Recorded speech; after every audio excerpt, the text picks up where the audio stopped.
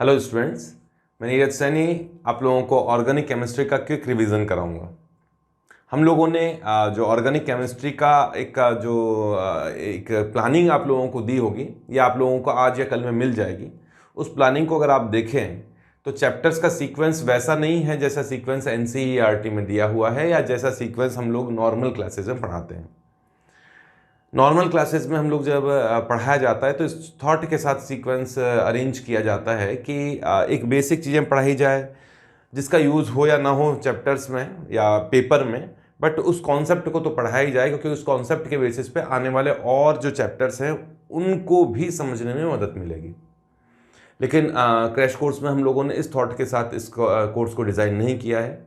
इस कोर्स को इस तरीके से, इस कॉन्सेप्ट को सोचते हुए डिज़ाइन किया गया है कि आप लोगों को कम से कम टाइम में ज़्यादा से ज़्यादा फ़ायदा हो सके, आप लोगों को चीज़ें जल्दी से जल्दी समझ में आ सके। जो टाइम लिमिट हम लोगों के पास में है उस टाइम लिमिट में, उस टाइम सेगमेंट में हम लोग ज़्यादा मार्क्स कवर कर सकें, चीज़ों को समझ भी सकें। बहुत सारे कॉन्सेप्ट को या बहुत सारे जो टफ लेवल के क्वेश्चंस हैं उन सब को कवर करने की यहाँ कोशिश नहीं की जाएगी। फिर भी जो जेईई मेन में अभी तक पूछे जाते हैं जो कॉन्सेप्ट, उन कॉन्सेप्ट्स को लिया जाएगा। मैक्सिमम कॉन्सेप्ट जो कि हमें उचित लगता है कि ये तो हाँ जेईई मेन के लिए कम से कम होना ही चाहिए, वो उन सभी कॉन्सेप्ट्स को यहाँ ले जाने की कोशिश हम लोग करेंगे। इसमें आपका साथ भी बहुत ज़रूरी है क्योंकि आप ही को एग्जाम थ्योरी पढ़ने के बाद में क्वेश्चंस करने ज़रूरी हैं। आप लोगों को हम लोग थ्योरी पढ़ाने के बाद में क्वेश्चंस भी देंगे, उन क्वेश्चंस की प्रैक्टिस करना भी ज़रूरी है। उस चैप्टर को स्ट्रांग बनाने के लिए, उसमें एक ठीक ठाक लेवल का कॉन्फिडेंस आप लोगों को अचीव करने के लिए प्रैक्टिस करना ज़रूरी है। केवल थ्योरी से कुछ नहीं होता है, तो प्रैक्टिस भी ज़रूरी है। एक रेस्पेक्टेबल जो स्कोर है उसको अचीव करने के लिए आपको जो खास खास बातों का ध्यान रखना है वो ये बात है कि रेगुलरिटी के साथ में आप लोगों को सारे लेक्चर्स देखने हैं। ये चीज़ हमेशा काम आती है, रेगुलरिटी मेंटेन करना बहुत ज़रूरी है। थ्योरी का कोई लेक्चर ना छोड़ें, जो मैं आप लोगों को यहाँ पढ़ाऊँगा उसको ध्यान से सुने। हो सकता है कि मैंने यहाँ बोर्ड पे वो चीज़ नहीं लिखी है, कोई पॉइंट, तो आप लोगों को लगता है कि ये पॉइंट मुझे लिख लेना चाहिए, तो आप कॉपी पर उसे लिखें।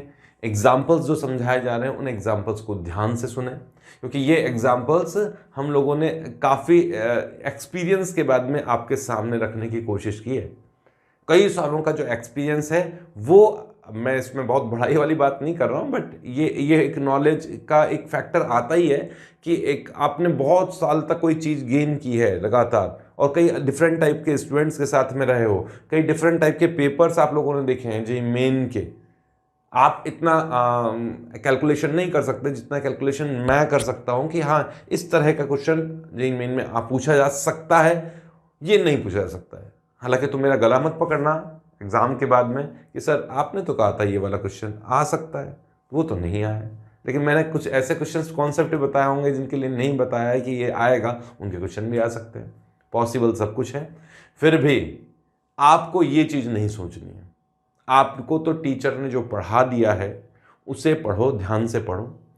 मैं फिर एक बार ये चीज़ को ध्यान दिलाने की कोशिश करूँगा कि ये कोर्स डिज़ाइन किया गया है उन स्टूडेंट्स के लिए जिनका काफ़ी पोर्शन छूटा हुआ है, जिनको कॉन्फिडेंस नहीं है कि मैं जेईई मेन में स्कोर भी कर पाऊँगा कि नहीं कर पाऊँगा। उन स्टूडेंट्स के लिए कोर्स डिज़ाइन किया गया है। इसे तसल्ली के साथ पढ़ें, कॉन्फिडेंस अपने ऊपर रखें, प्रैक्टिस करें। प्रैक्टिस करने से ये जो क्वेश्चंस आप लोगों को दिए हैं उस टाइप का कॉन्सेप्ट बस आप लोगों का क्लियर हो जाए, ये समझ लीजिए कि एक ठीक ठाक स्कोर जेईई मेन में, जो एनआईटीज़ में आप लोगों को सेलेक्ट करवाने के लिए एक बहुत हेल्पफुल होगा, वो कोर्स आप लोग पढ़ रहे हैं। ऑर्गेनिक केमिस्ट्री में हम लोगों ने जो चैप्टर्स का सीक्वेंस डिसाइड किया है वो इस सीक्वेंस में हम लोग आपको इस क्रैश कोर्स में पढ़ाएंगे कि पहले एसेंशियल चैप्टर, फिर उसके बाद में इंपॉर्टेंट चैप्टर और फिर lesser important chapter. Essential chapter में वो चैप्टर हम लोगों ने लिए हैं, जैसे ऑर्गेनिक केमिस्ट्री में मैंने जनरल ऑर्गेनिक केमिस्ट्री ली है। एसेंशियल चैप्टर वो चैप्टर हैं जिनके बेसिस पर और आने वाले जो चैप्टर्स हैं उनको समझा जा सकता है।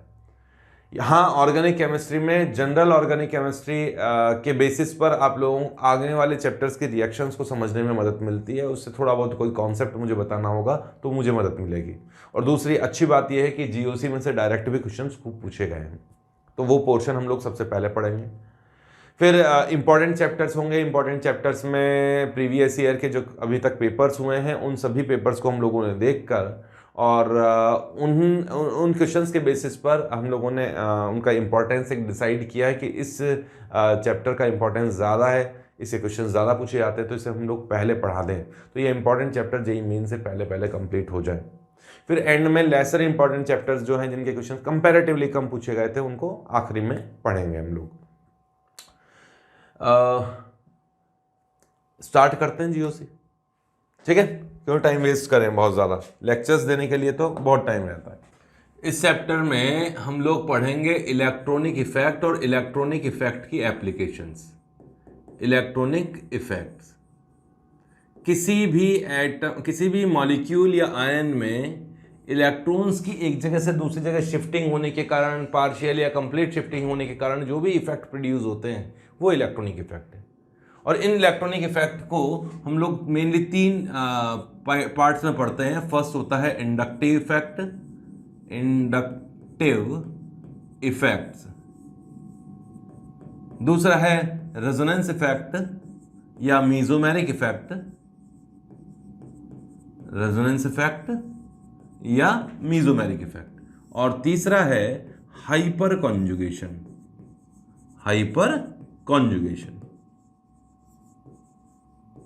ठीक है? ये आई इफेक्ट, ये आर इफेक्ट मतलब रेजोनेंस इफेक्ट या मीजोमेरिक इफेक्ट, और ये हाइपर कॉन्जुगेशन। क्लियर है? इंडक्टिव इफेक्ट तो थोड़ा सा ही है, जरा सा ही, और इससे क्वेश्चंस डायरेक्ट पूछे भी नहीं जाते हैं। फिर भी मैं थोड़ा सा आपको इसको क्लियर कर देता हूं कि इंडक्टिव इफेक्ट का यूज आएगा तो एक तरह से एसेंशियल टाइप की चीज है जिसके क्वेश्चंस कम बनते हैं लेकिन चीज समझ में आनी चाहिए। इंडक्टिव इफेक्ट एक ऐसा इफेक्ट है जो मॉलिक्यूल्स में पोलैरिटी के कारण प्रोड्यूस होता है, और ये सिग्मा बॉन्ड पे काम करता है, only on sigma bond, pi bond पे काम नहीं करता। एक मोर इलेक्ट्रॉन नेगेटिव एटम या कोई एक मोर इलेक्ट्रॉन अट्रैक्टिंग ग्रुप, जैसे मैं यहां एग्जांपल लेता हूं, ये एक एल्काइल हैलाइड है, इसमें क्लोरीन जुड़ा हुआ है, क्लोरीन की इलेक्ट्रोनेगेटिविटी कार्बन से ज्यादा होती है, तो ये सिग्मा बॉन्ड के इलेक्ट्रॉन्स को अपनी ओर अट्रैक्ट कर लेगा। उसे इस तरीके से इंडिकेट किया जाता है कि सिग्मा बॉन्ड के इलेक्ट्रॉन क्लोरीन की तरफ शिफ्ट हो गए परमानेंटली। इस कारण से यहां क्लोरीन पे पार्शियल नेगेटिव चार्ज जनरेट हुआ, इस कार्बन पे इलेक्ट्रॉन्स की डेफिशिएंसी क्रिएट हुई, पोलैरिटी आ गई। अब यहां इलेक्ट्रॉन्स की कमी हो गई तो ये आगे से कार्बन से इलेक्ट्रॉन विड्रॉ करता है, और ये positive charge means electron deficiency आगे से आगे बढ़ती जाती है। देखा गया है कि 4th पोजीशन पे आते आते आई इफेक्ट तो खत्म हो जाता है, कोई प्रैक्टिकल सिग्निफिकेंस उसका नहीं रहता है। क्लियर? तो इलेक्ट्रॉन जो विड्रॉ कर रहा होता है वो ग्रुप, वो तो कहलाता है माइनस आई ग्रुप, और जो इलेक्ट्रॉन डोनेट कर रहा होता है वो ग्रुप कहलाता है प्लस आई वाला ग्रुप। हालांकि इनकी रिलेटिव स्ट्रेंथ भी अभी बता दूंगा। तो याद रखिएगा कि 4th पोजीशन पे आई इफेक्ट काम नहीं करता है। हाइड्रोजन का आई इफेक्ट 0 माना जाता है, एक तरह से रेफरेंस एटम माना गया है, और डिस्टेंस के साथ साथ ये इफेक्ट डिक्रीज हो जाता है, सिग्मा बॉन्ड पे काम करता है, परमानेंट इफेक्ट होता है। ये खास पॉइंट्स है, ठीक है? माइनस आई ग्रुप वो ग्रुप है जो इलेक्ट्रॉन विड्रॉ करते हैं, और उनका रिलेटिव स्ट्रेंथ में यहां आपको बता देता हूं। माइनस आई ग्रुप कौन कौन से हैं, मतलब इलेक्ट्रॉन विड्रॉ करने वाले ग्रुप्स कौन कौन से हैं, और उनका रिलेटिव स्ट्रेंथ क्या है वो सुन लो। NH3+ ग्रुप जो है इसका इलेक्ट्रॉन विड्रॉ करने का रेट बहुत ज्यादा है, इलेक्ट्रॉन विड्रॉ करता है। इसके डायरेक्ट क्वेश्चन नहीं पूछे जाएंगे बट एप्लीकेशन में इसका कॉन्सेप्ट यूज किया जाएगा। इलेक्ट्रॉन खूब अट्रैक्ट करता है। फिर होता है नाइट्रो, फिर होता है साइनाइड, जो आपको आसानी से याद हो सके और जिनका यूज आए उन्हीं ग्रुप्स को मैं यहां ले रहा हूं। फिर होगा एल्डिहाइड, ये इलेक्ट्रॉन थोड़ा कम खींचता है। कीटोन और इलेक्ट्रॉन कम अट्रैक्ट करता है, ये कीटोन हो गया। फिर कार्बोक्सिलिक एसिड है, फिर फ्लोरीन, फिर क्लोरीन, ब्रोमीन, आयोडीन। इन चारों को तो एक साथ ही लिख देता हूं, ये है आयोडीन, ठीक है। फिर O R means ether type का ग्रुप हो, फिर ओ एच ग्रुप है, फिर उसके बाद में है C ट्रिपल बॉन्ड H, और फिर है NH2, फिर फिनाइल, फिर विनाइल, ये विनाइल ग्रुप है, और फिर हाइड्रोजन। हाइड्रोजन का ई फैक्टर 0 माना जाता है, इसलिए सबसे आखिरी में। तो इलेक्ट्रॉन अट्रैक्ट करने का रिलेटिव स्ट्रेंथ है, ये थोड़ा बहुत देखना पड़ेगा आप लोगों को। दूसरा है ये प्लस आई ग्रुप, मींस इलेक्ट्रॉन डोनेट करने वाले ग्रुप, सिग्मा बॉन्ड के इलेक्ट्रॉन्स को जो डोनेट करते हैं, इनमें सबसे ज्यादा इलेक्ट्रॉन डोनेट करेगा O-। OH न्यूट्रल होगा तो इलेक्ट्रॉन अट्रैक्ट करेगा, बट ऑक्सीजन पे नेगेटिव चार्ज है, इलेक्ट्रॉन ज्यादा हो गए तो इलेक्ट्रॉन डोनेट करेगा, तो ये डोनेट करने में बहुत अच्छा है। फिर COO-, COOH तो इलेक्ट्रॉन अट्रैक्टिंग है, ये इलेक्ट्रॉन डोनेटिंग है, ठीक है। फिर टर्शरी एल्काइल ग्रुप, ये हो गया टर्शरी एल्काइल ग्रुप। फिर हो गया सेकेंडरी एल्काइल ग्रुप, जितने ज्यादा R ग्रुप होंगे इलेक्ट्रॉन डोनेट करने की टेंडेंसी उतनी ही ज्यादा होगी, ये सेकेंडरी एल्काइल ग्रुप। ये प्राइमरी एल्काइल ग्रुप, और ये मीथाइल सुपर प्राइमरी कह देते हैं। ड्यूटीरियम और हाइड्रोजन में ड्यूटीरियम के इलेक्ट्रॉन डोनेट करने की टेंडेंसी थोड़ी ज्यादा होती है, तो याद रखिएगा, इंपॉर्टेंट ये है कि टर्शरी इलेक्ट्रॉन ज्यादा डोनेट करता है, सेकेंडरी एल्काइल ग्रुप कम इलेक्ट्रॉन डोनेट करता है, प्राइमरी और कम इलेक्ट्रॉन डोनेट करता है। ये रिलेटिव स्ट्रेंथ है -I और +I ग्रुप्स की। इसमें तो थ्योरी का पोर्शन तो इतना ही था आई इफेक्ट के लिए। एप्लीकेशंस लेंगे एक साथ, फिर लेते हैं रेजोनेंस क्या होता है। रेजोनेंस इफेक्ट पढ़ने से पहले रेजोनेंस क्या होता है उसके बारे में बात करते हैं।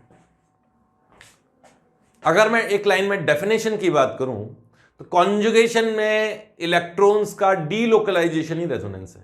अब आप कॉन्जुगेशन क्या होता है यही पूछेंगे, क्या होता है सर कॉन्जुगेशन, बताते हैं, लिख लो। डीलोकलाइजेशन, डीलोकलाइजेशन का मतलब एक जगह इलेक्ट्रॉन पड़े हुए हैं वो तो लोकलाइज्ड है, और वो इलेक्ट्रॉन पूरी जगह फैले हुए हैं वो डीलोकलाइज्ड है। तो delocalisation of conjugated electrons, conjugated pi electrons, pi bond में जो इलेक्ट्रॉन्स होते हैं या पाई सिस्टम के जो इलेक्ट्रॉन्स होते हैं, conjugated pi electrons is called resonance. नहीं समझ में आया ना, ऐसे समझ में आएगा।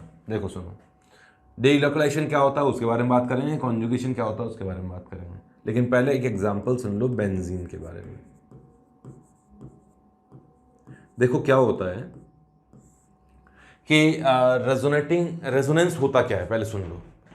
रेजोनेंस में इलेक्ट्रॉन एक ही जगह फिक्स नहीं होते हैं, वो कई पोजीशन पर इक्वली या अनइक्वल भी डिस्ट्रीब्यूट हो जाते हैं। ये इलेक्ट्रॉन्स का जो डिस्ट्रीब्यूशन है, इसके कारण इलेक्ट्रॉन एक क्लाउड बन जाता है, इसे ही रेजोनेंस कहा जाता है। कई बार कुछ कंपाउंड्स की, कुछ आयंस की प्रॉपर्टीज को एक्सप्लेन करने के लिए डिफरेंट स्ट्रक्चर्स बनानी पड़ती है। कभी कभी तो एक ही स्ट्रक्चर से कंपाउंड की सारी प्रॉपर्टीज एक्सप्लेन हो जाती है, लेकिन कुछ कंपाउंड्स में या कुछ आयंस में प्रॉपर्टीज को एक्सप्लेन एक ही स्ट्रक्चर से नहीं किया जा सकता, फिर उन्हें एक से ज्यादा स्ट्रक्चर से एक्सप्लेन करने की जरूरत पड़ती है, और ये रेजोनेटिंग स्ट्रक्चर्स कहलाती हैं। ये एक से ज्यादा जो स्ट्रक्चर्स होती हैं ये रेजोनेटिंग स्ट्रक्चर्स कहलाती हैं।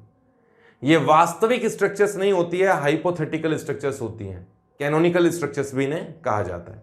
जैसे बेंजीन के बारे में सुनना, बेंजीन जो कि C6H6 होता है, इसका कुछ रिएक्शंस वगैरह करके देखा गया कि भैया इसकी स्ट्रक्चर तो साइक्लिक है, इसमें 3 पाई बॉन्ड है, तो केकुले ने इसका ये स्ट्रक्चर सजेस्ट किया कि भाई केकुले का स्ट्रक्चर ये है। लेकिन बेंजीन में जितने भी कार्बन कार्बन बॉन्ड हैं, कार्बन कार्बन बॉन्ड जो है वो सारे के सारे बॉन्ड, मतलब 6 बॉन्ड जो है वो इक्वल लेंथ वाले हैं। बॉन्ड लेंथ जो होती है इन बेंजीन ये होती है 1.40 एंगस्ट्रॉम, कई जगह 1.39 एंगस्ट्रॉम भी लिखा हुआ है।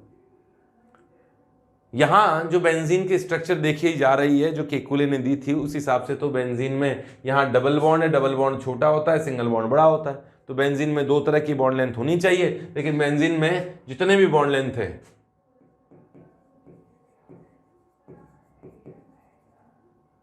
इन बेंजीन कर देता हूं, जितने भी बॉन्ड हैं कार्बन कार्बन बॉन्ड वो इक्वल लेंथ वाले हैं।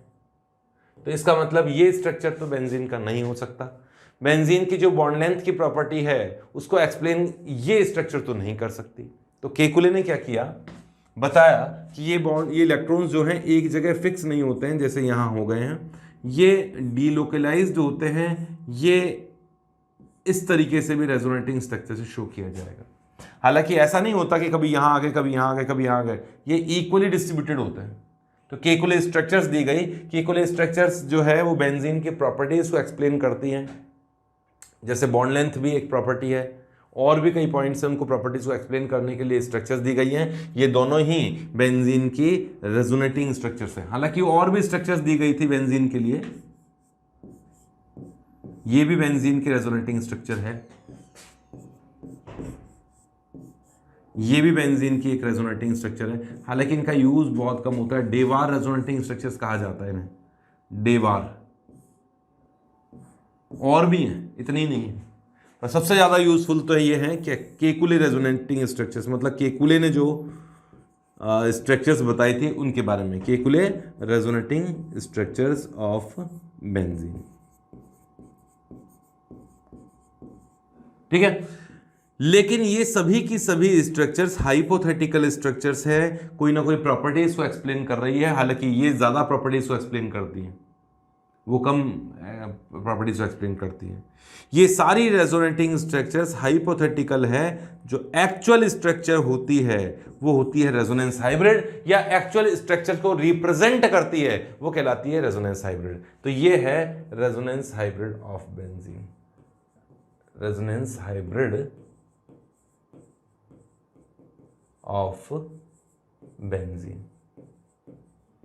रेजोनेंस हाइब्रिड और दूसरी रेजोनेटिंग स्ट्रक्चर से ज्यादा स्टेबल होता है, इसकी पोटेंशियल एनर्जी कम होती है क्योंकि ये ज्यादा स्टेबल है। क्लियर है? एक्चुअल स्ट्रक्चर तो ये है, ये हाइपोथेटिकल स्ट्रक्चर है। इन दोनों के बीच का जो गैप है, एनर्जी गैप है, वो रेजोनेंस एनर्जी कहलाती है। रेजोनेंस एनर्जी क्या है? Actual structure means resonance hybrid and most stable resonating structure के बीच का जो गैप है वो रेजोनेंस एनर्जी कहलाती है। और जो कंपाउंड जितना ज्यादा स्टेबल होगा उसकी रेजोनेंस एनर्जी उतनी ही ज्यादा होगी, जिसमें रेजोनेंस जितना ज्यादा होगा उसकी रेजोनेंस एनर्जी उतनी ही ज्यादा होगी। क्लियर है? वापस बोलूं, रेजोनेंस एनर्जी क्या है? एक्चुअल स्ट्रक्चर और मोस्ट स्टेबल रेजोनेटिंग स्ट्रक्चर्स के बीच का जो एनर्जी गैप है वो रेजोनेंस एनर्जी कहलाती है। जो ज्यादा स्टेबल होगा उसकी रेजोनेंस एनर्जी ज्यादा होगी। ये बस इतना ही पूछा जा सकता है इसके अंदर से। क्लियर है? बढ़े आगे। ये सारी रेजोनेटिंग स्ट्रक्चर इक्वली स्टेबल नहीं होती। जो ज्यादा प्रॉपर्टीज को एक्सप्लेन करती है, ये रेजोनेटिंग से ज्यादा प्रॉपर्टीज को एक्सप्लेन करती है, तो ये ज्यादा स्टेबल है। जो कम प्रॉपर्टीज को एक्सप्लेन करती है वो कम स्टेबल होती है, इक्वली स्टेबल नहीं होती। जो ज्यादा स्टेबल है उसकी पोटेंशियल एनर्जी कम होती है। इन सबसे ज्यादा स्टेबल होता है रेजोनेंस हाइब्रिड। क्लियर है? अब रेजोनेटिंग स्ट्रक्चर्स कैसे बनाते हैं? बनाने के लिए तो पूछेगा नहीं, वो तो बनी बनाई देगा। तो रेजोनेंस समझने से पहले कॉन्जुगेशन समझ लेना चाहिए। कॉन्जुगेशन क्या होता है उसके बारे में बात करते हैं। Types of conjugation, types of conjugation.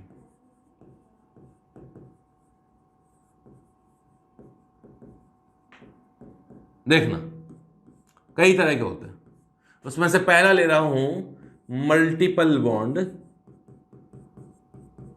Multiple bond, multiple bond, multiple bond conjugation, multiple bond, multiple bond conjugation.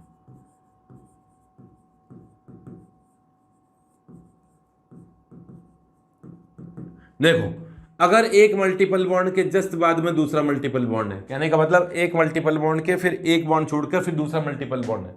ये मल्टीपल बॉन्ड डबल बॉन्ड भी हो सकता है, ट्रिपल बॉन्ड भी हो सकता है। तो ये कॉन्जुगेशन में एक पाई बॉन्ड में 2 इलेक्ट्रॉन होते हैं ना, तो इसमें 2 इलेक्ट्रॉन है, तो इस पाई बॉन्ड में भी 2 इलेक्ट्रॉन है। तो मैं वापस बोलूंगा, एक मल्टीपल बॉन्ड के एक बॉन्ड छोड़ के दूसरा मल्टीपल बॉन्ड है तो कॉन्जुगेशन में। इसमें 1 2 3 4 पाई इलेक्ट्रॉन्स हैं, 4 पाई इलेक्ट्रॉन्स इन कॉन्जुगेशन में। ये रेजोनेंस कर सकता है।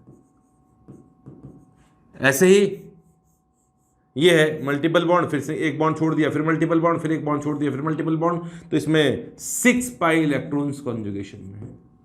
अच्छा, कोई जरूरी नहीं है कि ये कार्बन कार्बन ही होने चाहिए। ये कार्बन कार्बन डबल बॉन्ड और ये कार्बन ऑक्सीजन का डबल बॉन्ड है, कोई बात नहीं, एक मल्टीपल बॉन्ड के एक बॉन्ड छोड़कर फिर मल्टीपल बॉन्ड है, तो यहां से लेकर यहां तक कॉन्जुगेशन में, ठीक है। तो यहां भी 4 पाई इलेक्ट्रॉन कॉन्जुगेशन में। अच्छा, ऐसा हो तो कि एक डबल बॉन्ड है फिर दूसरा डबल बॉन्ड और आ गया, तो ये कॉन्जुगेशन नहीं है ना, ये कॉन्जुगेशन नहीं, लगातार नहीं होनी चाहिए। क्लियर है? लेकिन इंपॉर्टेंट पॉइंट सुनना, इसमें रेजोनेंस हो सकता है, ये कॉन्जुगेट, ये डबल बॉन्ड है, फिर डबल बॉन्ड है, फिर डबल बॉन्ड है, यहां कॉन्जुगेशन है। तो मैंने जो बोला था उस चीज को ध्यान से सुनिएगा, मल्टीपल बॉन्ड के एक बॉन्ड छोड़ने के बाद मल्टीपल बॉन्ड होना चाहिए, और वो जो एक बॉन्ड है वो सिंगल बॉन्ड नहीं बोला मैंने, वो डबल बॉन्ड भी हो सकता है। यहां मल्टीपल बॉन्ड लगातार हैं, यहां देखना इस मल्टीपल बॉन्ड के एक बॉन्ड छोड़ने के बाद ये मल्टीपल बॉन्ड है, तो ये दोनों आपस में कॉन्जुगेशन में है, ये कॉन्जुगेशन में। क्लियर है? तो मल्टीपल बॉन्ड कॉन्जुगेशन इस तरह का होता है। ये मल्टीपल बॉन्ड ट्रिपल बॉन्ड भी हो सकते हैं, डबल बॉन्ड भी हो सकते हैं। ये मल्टीपल बॉन्ड जहां होंगे वहां रेजोनेंस होगा, स्टेबिलिटी बढ़ेगी, इस तरीके से बॉन्ड होंगे। सेकेंड टाइप का कॉन्जुगेशन है, ये कॉन्जुगेशन को पहचानने के तरीके हैं। सेकेंड लेता हूं मैं मल्टीपल बॉन्ड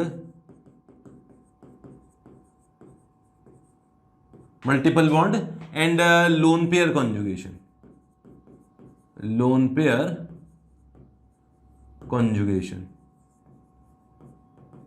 मल्टीपल बॉन्ड के एक बॉन्ड छोड़ने के बाद लोन पेयर होना चाहिए। ये रहा मल्टीपल बॉन्ड, एक बॉन्ड छोड़ने के बाद लोन पेयर।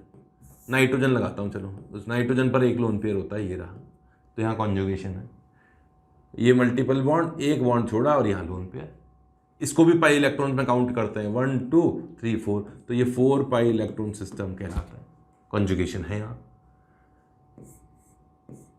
यहां ऑक्सीजन होता तो भी कॉन्जुगेशन है। ये मल्टीपल बॉन्ड, एक बॉन्ड छोड़ने के बाद लोन पेयर, तो ये भी कॉन्जुगेशन है। अच्छा ध्यान रखिएगा, इसमें एक ही लोन पेयर रेजोनेंस से पार्टिसिपेट करेगा, दूसरा नहीं करेगा। किसी एक एटम पर एक लोन पेयर है, एक से ज्यादा लोन पेयर है तो केवल एक ही लोन पेयर रेजोनेंस से पार्टिसिपेट करेगा, तो ये वाला एक कोई भी एक कर सकता है, तो इसे भी 4 पाई इलेक्ट्रॉन सिस्टम कहूंगा।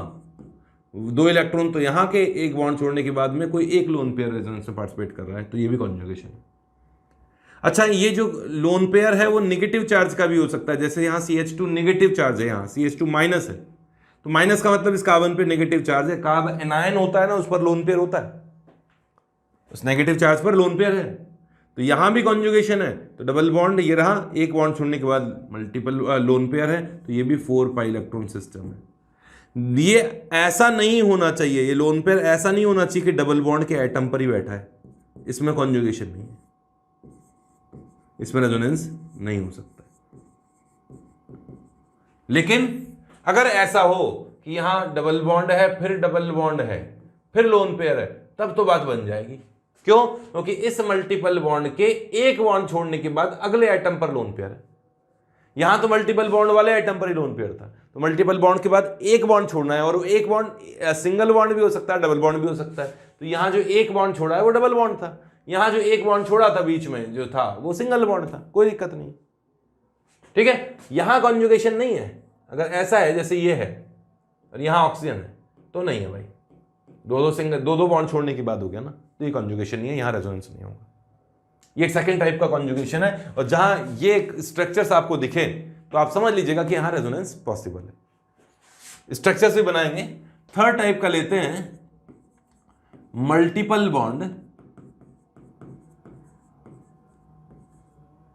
Vacant orbital conjugation. Vacant orbital conjugation, जैसे ये मल्टीपल बॉन्ड है, इसके जस्ट पास में बोरोन है, BH2 कर देता हूं। बोरोन के पास एक वेकेंट p ऑर्बिटल होता है, तो यहां भी कॉन्जुगेशन है। क्या?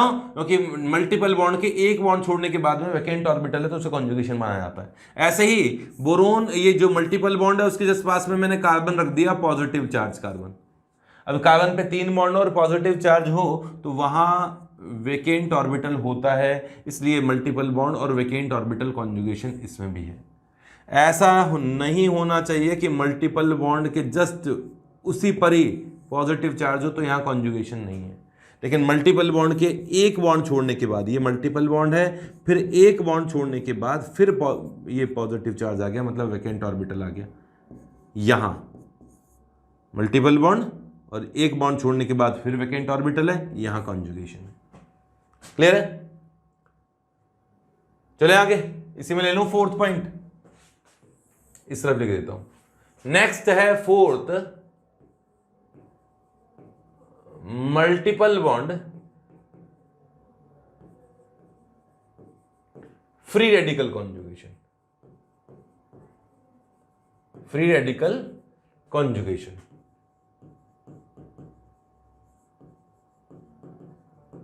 मल्टीपल बॉन्ड के एक बॉन्ड छोड़ने के बाद यहां फ्री रेडिकल होना चाहिए, अनपेड इलेक्ट्रॉन है, तो यहां कॉन्जुगेशन है। ये 3 पाई इलेक्ट्रॉन सिस्टम है, 2 इलेक्ट्रॉन ये रहा, 1 इलेक्ट्रॉन ये रहा। मल्टीपल बॉन्ड के जस्ट इस मल्टीपल बॉन्ड पर ये नहीं होना चाहिए। मल्टीपल बॉन्ड के एक बॉन्ड छोड़ने के बाद ये होगा तो चल जाएगा। ये रहा मल्टीपल बॉन्ड, एक बॉन्ड छोड़ दिया, ये है, यहां कॉन्जुगेशन है। क्लियर है? और जहां कॉन्जुगेशन होता है वहां रेजोनेंस पॉसिबल है। तो रेजोनेंस स्ट्रक्चर कैसे बनाते हैं वो हम लोग बात करेंगे। एक पॉइंट और बच रहा है, यहां तक तो आप देख सकते हैं। नेक्स्ट पॉइंट पे बढ़ते हैं। फिफ्थ पॉइंट है कॉन्जुगेशन के टाइप्स में वैकेंट ऑर्बिटल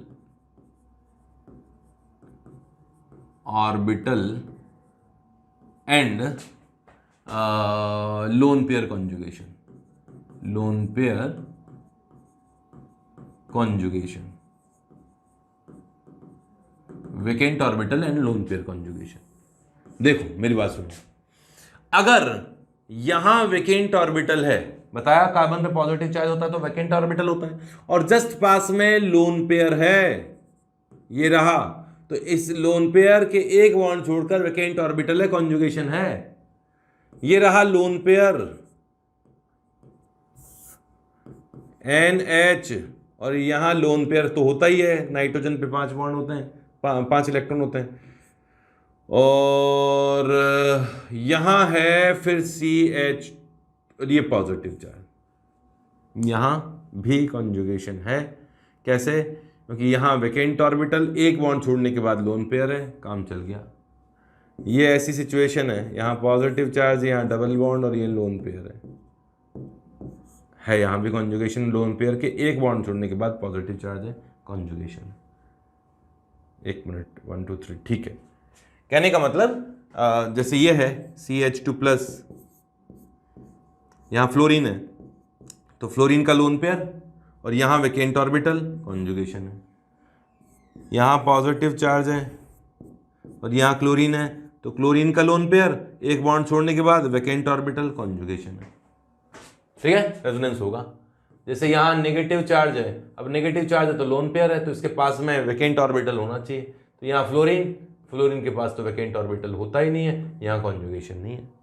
लेकिन नेगेटिव चार्ज है और यहां क्लोरीन है, तो अब आप बोलोगे कि सर ये लोन पेयर है और इस पास भी लोन पेयर है, तो कॉन्जुगेशन नहीं होना चाहिए। बट क्लोरीन 3rd पीरियड का एलिमेंट है, ये तो 2nd पीरियड का एलिमेंट है। क्लोरीन के पास में 3D वैकेंट ऑर्बिटल होते हैं, इसके पास में वैकेंट ऑर्बिटल हैं, कौन से वाले?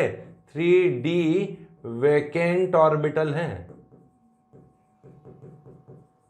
तो यहां कॉन्जुगेशन होगा। तो कॉन्जुगेशन कहां कहां होगा वो मैंने आपको बेसिक आइडिया दिया है, और जहां कॉन्जुगेशन होगा वहीं रेजोनेंस हो सकता है। अब रेजोनेटिंग स्ट्रक्चर कैसे बनाते हैं वो मैं आपको सिखा रहा हूं, लेकिन साथ में ये रूल भी बता रहा हूं कि रेजोनेटिंग स्ट्रक्चर्स की स्टेबिलिटी कैसे निकाली जाती है। तो हेडिंग डाल लीजिए आप लोग, स्टेबिलिटी ऑफ रेजोनेटिंग स्ट्रक्चर्स। चले नेक्स्ट पेज पर, स्टेबिलिटी ऑफ रेजोनेटिंग स्ट्रक्चर्स।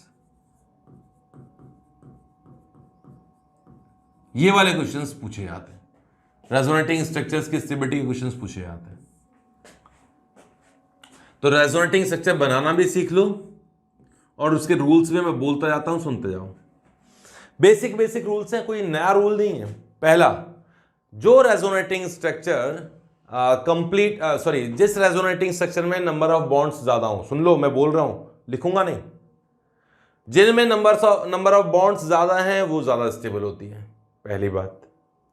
दूसरी बात यह है कि जिसमें सभी एटम्स का ऑक्टेट, इसी सीक्वेंस का फॉलो करना, जिसमें नंबर ऑफ बॉन्ड्स ज्यादा है वो ज्यादा स्टेबल है, जिसमें सभी एटम्स का ऑक्टेट कंप्लीट है वो ज्यादा स्टेबल है, और न्यूट्रल रेजोनेटिंग स्ट्रक्चर ज्यादा स्टेबल है चार्ज के कंपेयर में। और अगर चार्ज रेजोनेटिंग स्ट्रक्चर है तो negative charge more electron negative atom पर होना चाहिए, positive charge more electron positive atom पर होना चाहिए। समझे कुछ? बोलूं तो पहले तो क्या देखोगे, नंबर ऑफ बॉन्ड्स देख लेना। हिंट दे देता हूं, चलो यहां स्ट्रक्चर बनाने से पहले हिंट दे देता हूं। पहले क्या देखना है, नंबर ऑफ बॉन्ड्स, मतलब जिस रेजोनेटिंग स्ट्रक्चर में बॉन्ड्स ज्यादा है वो ज्यादा स्टेबल होती है। फिर क्या देखना है, ऑक्टेट रूल। ऑक्टेट रूल देख लेना। अगर कोई ऐसी स्ट्रक्चर है जिसमें किसी एटम का ऑक्टेट कंप्लीट नहीं है और दूसरी रेजोनेटिंग स्ट्रक्चर में ऑक्टेट कंप्लीट है, तो वो ज्यादा स्टेबल होगी जिसका ऑक्टेट कंप्लीट है। ठीक है। तीसरा पॉइंट है, न्यूट्रल स्ट्रक्चर चार्ज स्ट्रक्चर से ज्यादा स्टेबल होगी। न्यूट्रल रेजोनेटिंग स्ट्रक्चर, आरएस मतलब resonating structure, charge resonating structure से ज्यादा स्टेबल होगी। उसके बाद में देख लेना इलेक्ट्रो नेगेटिविटी।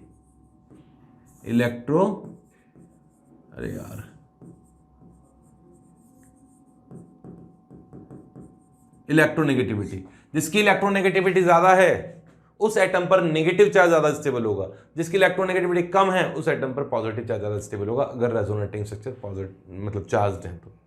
ये कुछ बेसिक रूल्स हैं, उनके बेसिस से बता देता हूं। जैसे ये वाला एक आयन है, इसमें कॉन्जुगेशन है, multiple bond vacant orbital conjugation है, तो इसके रेजोनेटिंग स्ट्रक्चर ऐसे बनाते हैं कि मल्टीपल बॉन्ड के इलेक्ट्रॉन इस वैकेंट ऑर्बिटल की ओर शिफ्ट करते हैं। तो ये इलेक्ट्रॉन यहां शिफ्ट होगा तो डबल बॉन्ड यहां आएगा और पॉजिटिव चार्ज यहां आएगा। इलेक्ट्रॉन दे दिए ना पॉजिटिव चार्ज को, तो फिर काहे का पॉजिटिव रहा, कहां इलेक्ट्रॉन डेफिशिएंसी रही, इसने इलेक्ट्रॉन डोनेट किए थे तो पॉजिटिव चार्ज यहां है। ये दोनों इक्वली स्टेबल हैं, तो एक जैसी दिख रही है मुझे, इक्वली स्टेबल रेजोनेटिंग स्ट्रक्चर है दो स्ट्रक्चर लेकिन दोनों की स्टेबिलिटी इक्वल है, क्योंकि इक्वल जैसे स्ट्रक्चर है। इसका हाइब्रिड कुछ इस तरीके से बनाया जाएगा कि यहां से यहां तक, यहां से यहां तक डबल बॉन्ड फैल गया, हाफ पॉजिटिव चार्ज यहां है, हाफ पॉजिटिव चार्ज यहां है। ठीक है। इक्वल रेजोनेटिंग स्ट्रक्चर में पॉजिटिव चार्ज का जो डिस्ट्रीब्यूशन है वो इक्वल कर सकते हैं, नेगेटिव का जो चार्ज का कंट्रीब्यूशन है वो भी इक्वल कर सकते हैं। जैसे ये वाला स्ट्रक्चर है, यहाँ कॉन्जुगेशन है मल्टीपल बॉन्ड और लोन पेयर का, तो मल्टीपल बॉन्ड के इलेक्ट्रॉन लोन पेयर से अपोजिट साइड में जाएंगे।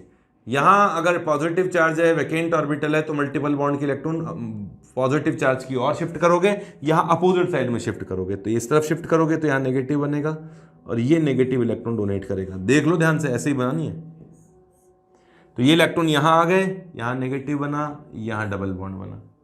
ठीक है। और हाइब्रिड कुछ इस तरीके का बनेगा, क्योंकि ये दोनों स्ट्रक्चर भी इक्वली स्टेबल हैं, क्योंकि एक जैसे ही हैं, इक्वली स्टेबल रेजोनेटिंग स्ट्रक्चर्स हैं, इसलिए इनका हाइब्रिड भी कुछ इस तरीके से बनाना है कि नेगेटिव चार्ज इक्वली दोनों जगह डिस्ट्रीब्यूट हो गया है। ठीक है। चलते हैं नेक्स्ट एग्जांपल पर।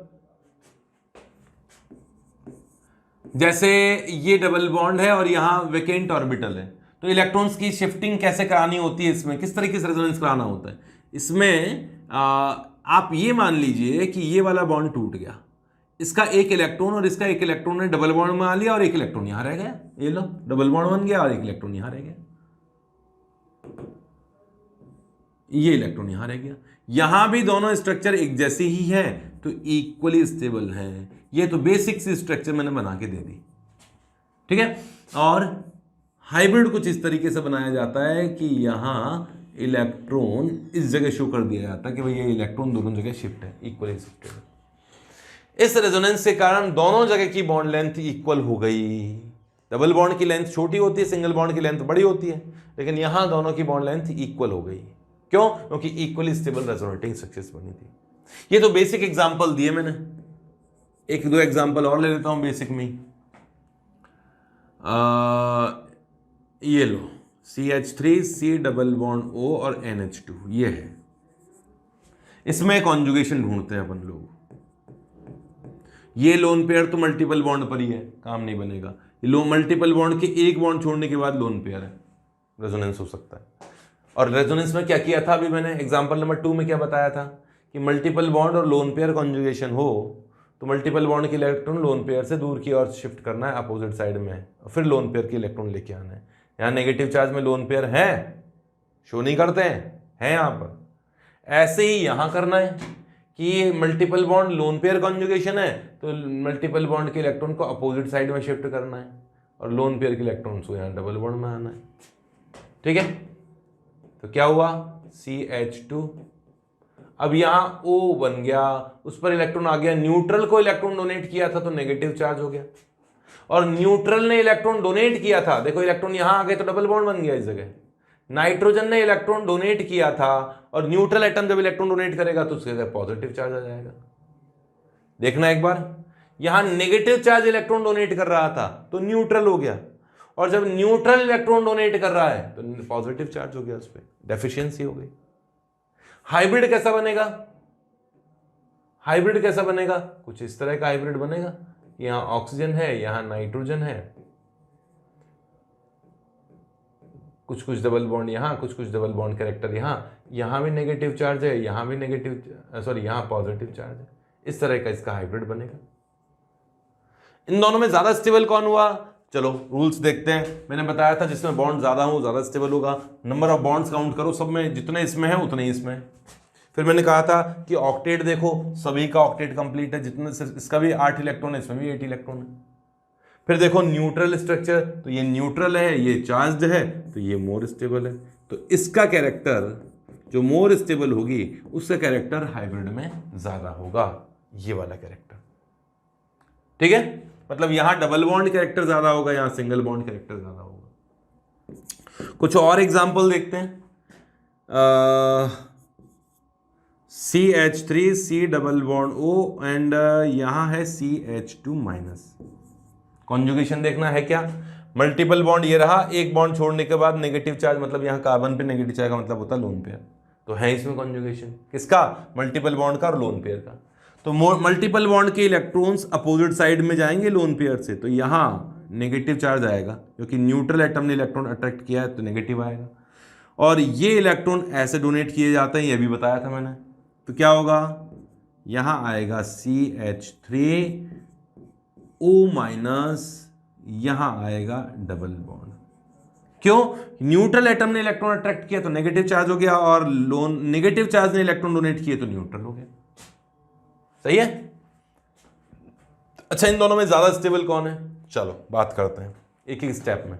पहले देखते हैं नंबर ऑफ पाई बॉन्ड्स, इसमें जितने पाई बॉन्ड है उतने पाई बॉन्ड इसमें।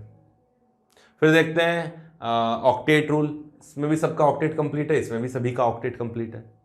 फिर देखते हैं न्यूट्रल स्ट्रक्चर, ये भी चार्ज है, ये भी चार्ज है, दोनों ही चार्ज स्ट्रक्चर है। फिर देखते हैं इलेक्ट्रोनेगेटिविटी, तो ऑक्सीजन की इलेक्ट्रोनेगेटिविटी ज्यादा है, कार्बन की कम है, तो नेगेटिव चार्ज ऑक्सीजन पे ज्यादा स्टेबल होगा एज कंपेयर टू कार्बन, ये मोर स्टेबल है, ये मोर स्टेबल है। ठीक है, और इसका हाइब्रिड भी बना देता हूं कि यहाँ CH3 है, यहाँ O है, यहाँ CH2 है, यहाँ कभी कभी डबल बॉन्ड कैरेक्टर भी आया था, तो थोड़ा थोड़ा डबल बॉन्ड कैरेक्टर दोनों जगह है। नेगेटिव चार्ज इस ऑक्सीजन पर भी होगा, नेगेटिव चार्ज इस कार्बन पर भी होगा, बट नेगेटिव चार्ज ऑक्सीजन पे ज्यादा होगा। इन दोनों नेगेटिव चार्ज का जो सम होगा वो 1 के बराबर ही होगा, 1 इलेक्ट्रॉनिक चार्ज के बराबर ही होगा। But oxygen electron negative charge को ज्यादा होल्ड कर सकता है क्योंकि वो ज्यादा इलेक्ट्रोनेगेटिव है, तो इसलिए ऑक्सीजन पर जो नेगेटिव चार्ज का मैग्नीट्यूड है वो ज्यादा होगा एज कंपेयर टू कार्बन। ये कॉन्सेप्ट है। ठीक है, चलें आगे और एग्जांपल्स लें। चलो और लेते हैं, कुछ एग्जांपल्स और लेते हैं। ये बेसिक सा एग्जांपल्स से मैं आप लोगों को कॉन्सेप्ट समझाने की कोशिश कर रहा हूं क्योंकि जीओसी एसेंशियल चैप्टर्स में डाला है, और एसेंशियल चैप्टर मतलब ये कॉन्सेप्ट बिल्डअप करेंगे आने वाले कॉन्सेप्ट, आने वाले चैप्टर्स के लिए। कॉन्जुगेशन है इसमें। अब यहां तो कार्बन कार्बन है, किसी भी तरफ इलेक्ट्रॉन शिफ्ट कर दो, किसी तरफ दे दो, किसी तरफ ले लो। तो इसमें ऐसा होगा कि इलेक्ट्रॉन यहां गए तो ये नेगेटिव बना, ये पॉजिटिव बना। नेगेटिव और पॉजिटिव को पास पास मत छोड़ना इस तरीके से। तो जैसे ही ये पॉजिटिव बना तो इसने इलेक्ट्रॉन इस तरफ डोनेट कर दिया उस पॉजिटिव की ओर, तो इसका परिणाम निकला कि यहां डबल बॉन्ड बन गया। न्यूट्रल के पास इलेक्ट्रॉन गए तो ये नेगेटिव हो गया, न्यूट्रल ने इलेक्ट्रॉन डोनेट किया तो ये पॉजिटिव हो गया। जरा देखना एक बार, यहां तो आ गया डबल बॉन्ड, यहां आएगा नेगेटिव चार्ज, यहां आएगा पॉजिटिव चार्ज। इसका रिवर्स भी तो हो सकता था, इसका अपोजिट साइड में भी आ सकता था। तो ऐसा भी हो सकता है, यहां नेगेटिव आएगा यहां पॉजिटिव आएगा। कौन ज्यादा स्टेबल है? फर्स्ट वाली स्ट्रक्चर ज्यादा स्टेबल है क्योंकि इसमें नंबर ऑफ बॉन्ड ज्यादा हैं, इसमें बॉन्ड ज्यादा है, इसमें बॉन्ड कम है। ए, बी और सी में से अगर मैं स्टेबिलिटी की बात करूं तो इसमें ए की स्टेबिलिटी काफी ज्यादा है, बी और सी तो इक्वली स्टेबल है क्योंकि एक जैसी स्ट्रक्चर है। अच्छा, इसका हाइब्रिड भी बना के देखते हैं। तो इसका हाइब्रिड कुछ इस तरह का होगा कि यहाँ डबल बॉन्ड कैरेक्टर था, कभी कभी यहाँ सिंगल बॉन्ड कैरेक्टर भी आया, यहाँ डबल बॉन्ड आया, सिंगल बॉन्ड आया, यहाँ डबल बॉन्ड आया, सिंगल बॉन्ड आया, यहाँ नेगेटिव चार्ज भी आया था तो पॉजिटिव चार्ज भी आया था। तो चार्ज लगाने का तो कोई मतलब नहीं है, जितना नेगेटिव आया था उतना ही पॉजिटिव आया था। अच्छा, यहाँ की बॉन्ड लेंथ की बात करते हैं, तो ध्यान से सुनना, मैं बोल रहा हूँ बॉन्ड लेंथ की बात। न्यूट्रल स्ट्रक्चर्स का कंट्रीब्यूशन रेजोनेंस हाइब्रिड में ज्यादा होता है, मतलब उसके कैरेक्टर्स ज्यादा चलेंगे, जो दमदार होगा उसकी ज्यादा चलेगी। तो न्यूट्रल स्ट्रक्चर में यहां तो डबल बॉन्ड है और यहां सिंगल बॉन्ड है, तो यहां डबल बॉन्ड कैरेक्टर ज्यादा होगा, यहां सिंगल बॉन्ड कैरेक्टर ज्यादा होगा। ये सिंगल बॉन्ड है जो कि बड़ा होना चाहिए, ये डबल बॉन्ड है जो कि छोटा होना चाहिए। मान लीजिए इस बॉन्ड की लेंथ को मैं एक्स एंगस्ट्रॉम से, इसे वाई एंगस्ट्रॉम से और इसे जेड एंगस्ट्रॉम से इंडिकेट करूं, तो इनकी बॉन्ड लेंथ में अगर कंपैरिजन किया जाए, बॉन्ड लेंथ में अगर कंपैरिजन किया जाए तो y की बॉन्ड लेंथ सबसे ज्यादा होगी, x और z की बॉन्ड लेंथ तो इक्वल होगी। अच्छा, एक normal carbon carbon single bond की बॉन्ड लेंथ क्या होती है वो भी सुन लो, है ना। बॉन्ड लेंथ जिसमें कोई रेजोनेंस नहीं है, ऐसी बॉन्ड लेंथ की बात कर रहा हूं। कार्बन कार्बन जो सिंगल बॉन्ड होता है उसकी बॉन्ड लेंथ होती है 1.54 angstrom. Carbon carbon double bond की लेंथ होती है 1.34 angstrom. Carbon carbon triple bond की लेंथ होती है 1.19 एंगस्ट्रॉम। ठीक है, CH की बॉन्ड लेंथ होती है 1.09 एंगस्ट्रॉम। ये होती है 1 एंगस्ट्रॉम इक्वल्स टू कितना होता है?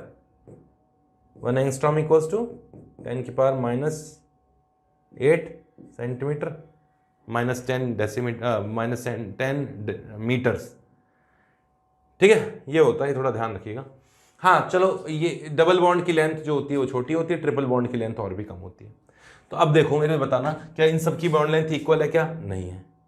लेकिन जो यहां जो सिंगल बॉन्ड था उसकी बॉन्ड लेंथ सिंगल बॉन्ड के बराबर नहीं मिलेगी, उससे कुछ कम मिलेगी क्योंकि कुछ डबल बॉन्ड कैरेक्टर यहां आ गया है। वापस बोलूं कि यहां जो ये वाई बॉन्ड था, इसकी लेंथ, ये जो बीच वाला बॉन्ड है, इसकी लेंथ 1.54 एंगस्ट्रॉम जितनी नहीं होगी, उससे कुछ कम होगी क्योंकि उसमें डबल बॉन्ड कैरेक्टर आ चुका है। ऐसे ही ये जो x और z हैं, इनकी बॉन्ड लेंथ, क्योंकि यहां डबल बॉन्ड था तो डबल बॉन्ड की लेंथ कितनी होनी चाहिए? 1.34 एंगस्ट्रॉम। तो 1.34 एंगस्ट्रॉम के बराबर नहीं होगी। क्यों नहीं होगी? क्योंकि इसमें डबल बॉन्ड की जगह थोड़ा थोड़ा सिंगल बॉन्ड कैरेक्टर आ गया, इसलिए बॉन्ड लेंथ थोड़ी सी बढ़ गई है, तो उससे कुछ ज्यादा मिलेगी।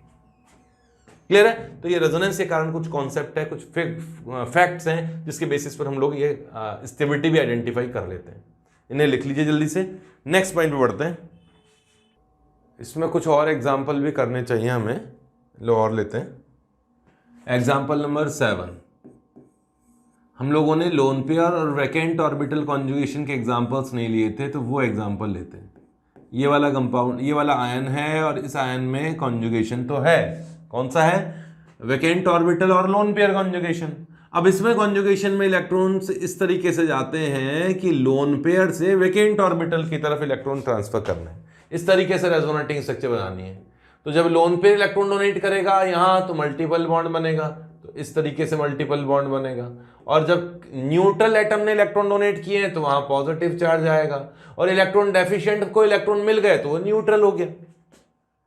ठीक है, अब इन दोनों में कौन ज्यादा स्टेबल है? तो स्टेबिलिटी के रूल्स क्या हैं? इसमें बॉन्ड ज्यादा हो, इसमें बॉन्ड ज्यादा है, यहां बॉन्ड कम है, तो मोर स्टेबल ये होगा। बॉन्ड भी इसमें ज्यादा है, ऑक्टेट भी यहां कंप्लीट है, यहां कार्बन का ऑक्टेट इनकम्प्लीट है, बट यहां कार्बन ऑक्सीजन वगैरह सबका ऑक्टेट कंप्लीट है। क्लियर है?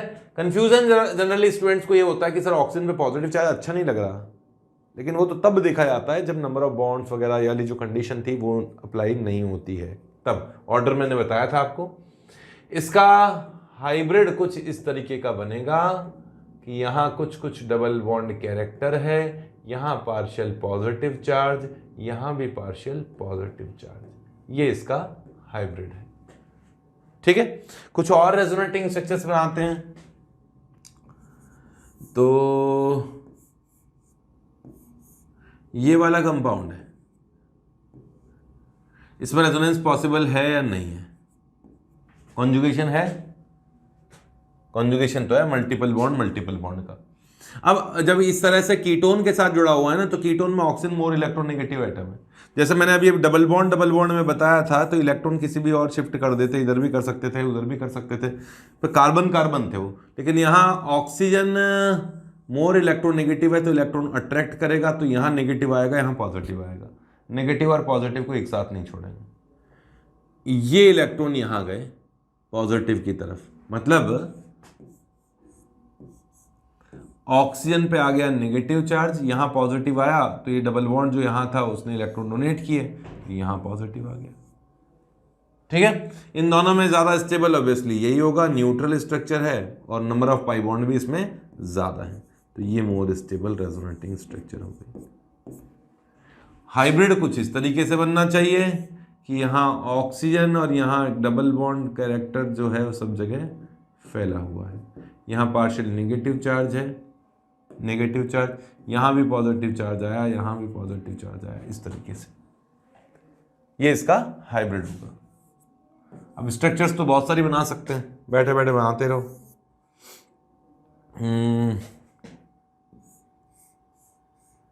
यहां डबल बॉन्ड O, यहां डबल बॉन्ड और यहां CH2 माइनस। ठीक है, ये माइनस का, हालांकि ये वाला रेजोनेंस भी कर सकते हैं अपन, ऐसा भी कर सकते हैं एक साथ, पर मैं तुम्हें थोड़ा सिंपल तरीके से बता रहा हूँ कि ये डबल बॉन्ड और ये लोन पेयर कॉन्जुगेशन में है, तो ये इलेक्ट्रॉन यहाँ आए लोन पेयर से अपोजिट साइड में, तो रेजोनेटिंग स्ट्रक्चर बनी इस तरह से,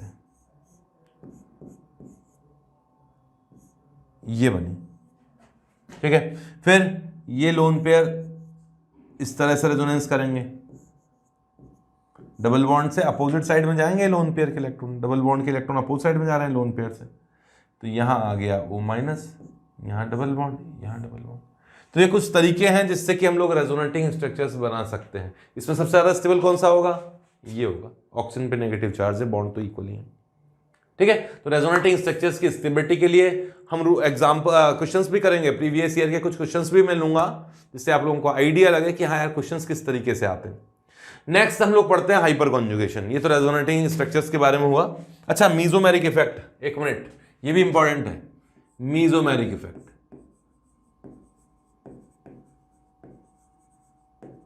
मीजोमेरिक इफेक्ट या रेजोनेंस इफेक्ट। रेजोनेंस तो पढ़ लिया आप लोगों ने, इलेक्ट्रॉन की शिफ्टिंग कैसे होती है, इलेक्ट्रॉन ट्रांसफर कैसे होते हैं, वो भी हम लोगों ने पढ़ लिया, उनकी स्टेबिलिटी भी पढ़ ली। मीजोमेरिक इफेक्ट में जो रेजोनेंस है वही चीज है एक तरह से, कुछ ही नहीं।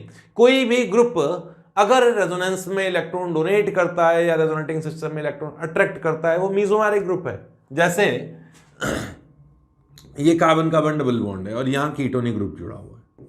अब ये कीटोनिक ग्रुप इस कॉन्जुगेशन में इलेक्ट्रॉन अट्रैक्ट ही तो करेगा, कॉन्जुगेशन होना चाहिए, रेजोनेंस होना चाहिए। तो ये जो कीटोनिक ग्रुप है वो इलेक्ट्रॉन विड्रॉ कर रहा है, इसलिए -m ग्रुप हो गया, मतलब पाई इलेक्ट्रॉन्स को अट्रैक्ट करने वाला ग्रुप हो गया। और जो इलेक्ट्रॉन डोनेट कर रहा है पाई इलेक्ट्रॉन्स को, वो एक तरह से डोनेट करने वाला +m ग्रुप या +r ग्रुप जिसे कहा जाएगा। ऐसे ही अगर मान लेते हैं ये लोन पेयर है, कॉन्जुगेशन तो है, डबल बॉन्ड एक बॉन्ड छोड़ के लोन पेयर, कॉन्जुगेशन तो है, तो लोन पेयर अपने इलेक्ट्रॉन इस कॉन्जुगेटेड सिस्टम में डोनेट करेगा, हाँ, डबल बॉन्ड के इलेक्ट्रॉन अपोजिट साइड जा रहे हैं लोन पेयर से, तो यहां ये जो ग्रुप है, ये ऑक्सीजन वाला जो ग्रुप है वो डोनेटिंग ग्रुप हो गया +m, और यहाँ कार्बन कार्बन डबल बॉन्ड वाला जो ग्रुप हो गया वो -m हो गया। Actually carbon carbon double bond दोनों तरह का काम कर लेते हैं। अगर इलेक्ट्रॉन डोनेट करने वाला ग्रुप आएंगे तो ये इलेक्ट्रॉन ले लेंगे, अगर इलेक्ट्रॉन विड्रॉ करने वाला ग्रुप आएंगे तो ये इलेक्ट्रॉन डोनेट कर देंगे। ठीक है, मतलब +m वाले ग्रुप कौन से ग्रुप हुए? जो कॉन्जुगेशन में इलेक्ट्रॉन डोनेट करते हैं वो +m है, जो कॉन्जुगेशन में इलेक्ट्रॉन अट्रैक्ट करते हैं वो -m है। डेफिनेशन लिखवाने की जरूरत ही नहीं है, जैसे +I था सिग्मा बॉन्ड में, ये पाई इलेक्ट्रॉन्स का कॉन्जुगेशन के कारण है, डोनेटिंग एंड एक्सेप्टिंग ग्रुप्स। ठीक है, जो +m ग्रुप हैं उनको पहचानने का कॉन्सेप्ट ये है कि +m ग्रुप जो कि पाई इलेक्ट्रॉन डोनर ग्रुप होते हैं, पाई इलेक्ट्रॉन डोनेटिंग ग्रुप्स होते हैं, donating groups in conjugation system, conjugation या कॉन्जुगेट सिस्टम। जो कॉन्जुगेट सिस्टम में या रेजोनेंसिंग सिस्टम में इलेक्ट्रॉन डोनेट करते हैं वो +m ग्रुप है, और इनको पहचानने का तरीका है कि पहले एटम पर लोन पेयर मिलेगा, इनके फर्स्ट एटम पर लोन पेयर होगा, है ना? क्या होगा? Lone pair on first atom, first atom पर लोन पेयर जरूर मिलेगा आप लोगों को। इनका रिलेटिव स्ट्रेंथ, हालांकि इसका बहुत ज्यादा यूज नहीं होता है, लेकिन फिर भी मतलब ये ऑथेंटिक चीज तो नहीं है कहीं पर, ऐसा बुक्स में अच्छी बुक्स में तो नहीं लिखा हुआ है, फिर भी जो एग्जांपल्स करने में इस ऑर्डर का काफी मदद मिलती है। ये इलेक्ट्रॉन डोनेट करने वाले ग्रुप का नेचर मैं बता देता हूं। जो नेगेटिवली चार्ज ग्रुप होंगे इनका इलेक्ट्रॉन डोनेट करने का नेचर सबसे ज्यादा होगा, लोन पेयर वाले ही ग्रुप्स ले रहा हूं।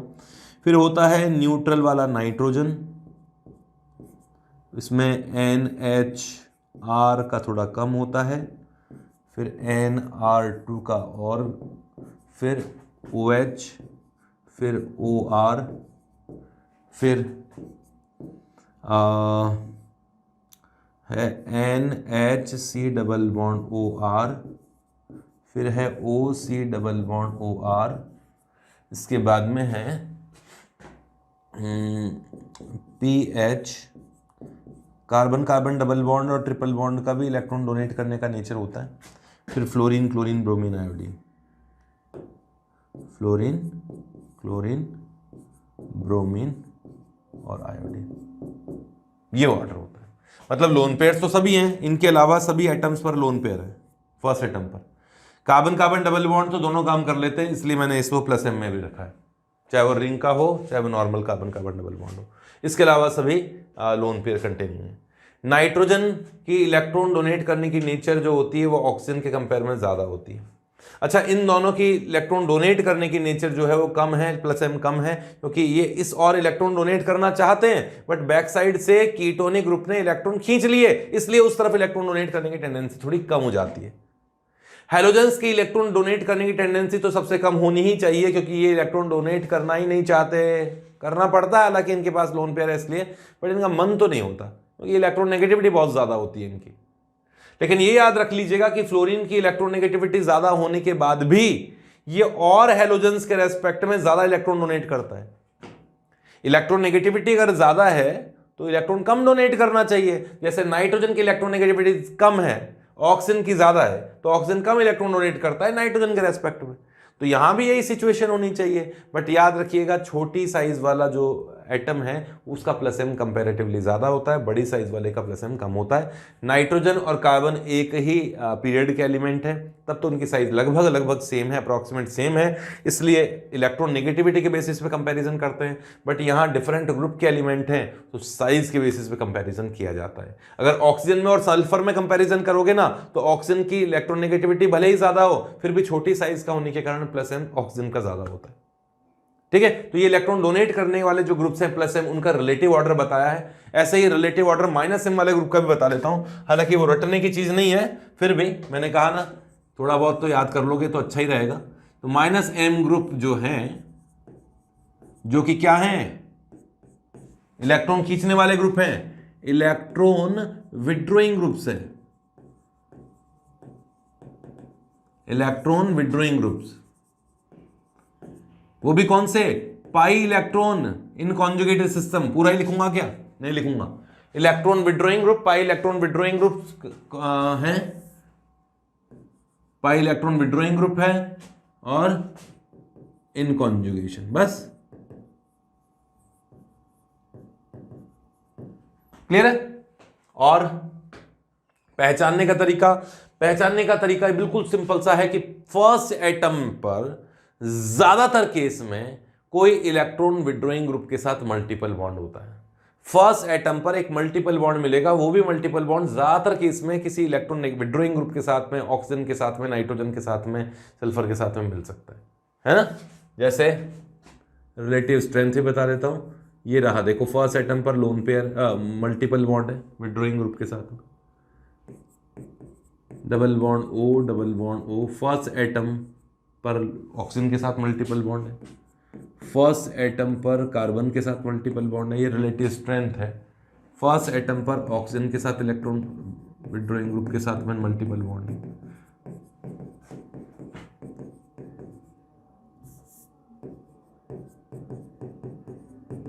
ये इनका इलेक्ट्रॉन विड्रॉ करने वाले ग्रुप्स का -m का एक रिलेटिव ऑर्डर बता दिया।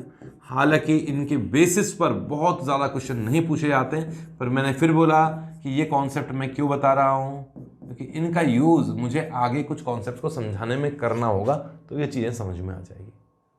ठीक है, तो ये हो गया -m ग्रुप्स। अब लेते हैं हम लोग हाइपर कॉन्जुगेशन। आप लोगों को लग रहा होगा हम केवल थ्योरी पढ़े जा रहे हैं, थ्योरी के साथ में एप्लीकेशंस आएंगी। पहले एक बार हाइपर कॉन्जुगेशन में आपको पूरा पढ़ा दूँ। इंडक्टिव पढ़ा, थ्योरी पढ़ी, रेजोनेंस इफेक्ट की केवल थ्योरी पढ़ी, एग्जाम्पल नहीं लिए। अब हम हाइपर कॉन्जुगेशन की थ्योरी पढ़ेंगे, फिर एग्जाम्पल्स लेंगे। नेक्स्ट है अपना हाइपर कॉन्जुगेशन। हाइपर कॉन्जुगेशन को बेकर नाथन इफेक्ट भी कहा जाता है, बेकर नाथन इफेक्ट, या इसे नो बॉन्ड रेजोनेंस भी कहा जाता है।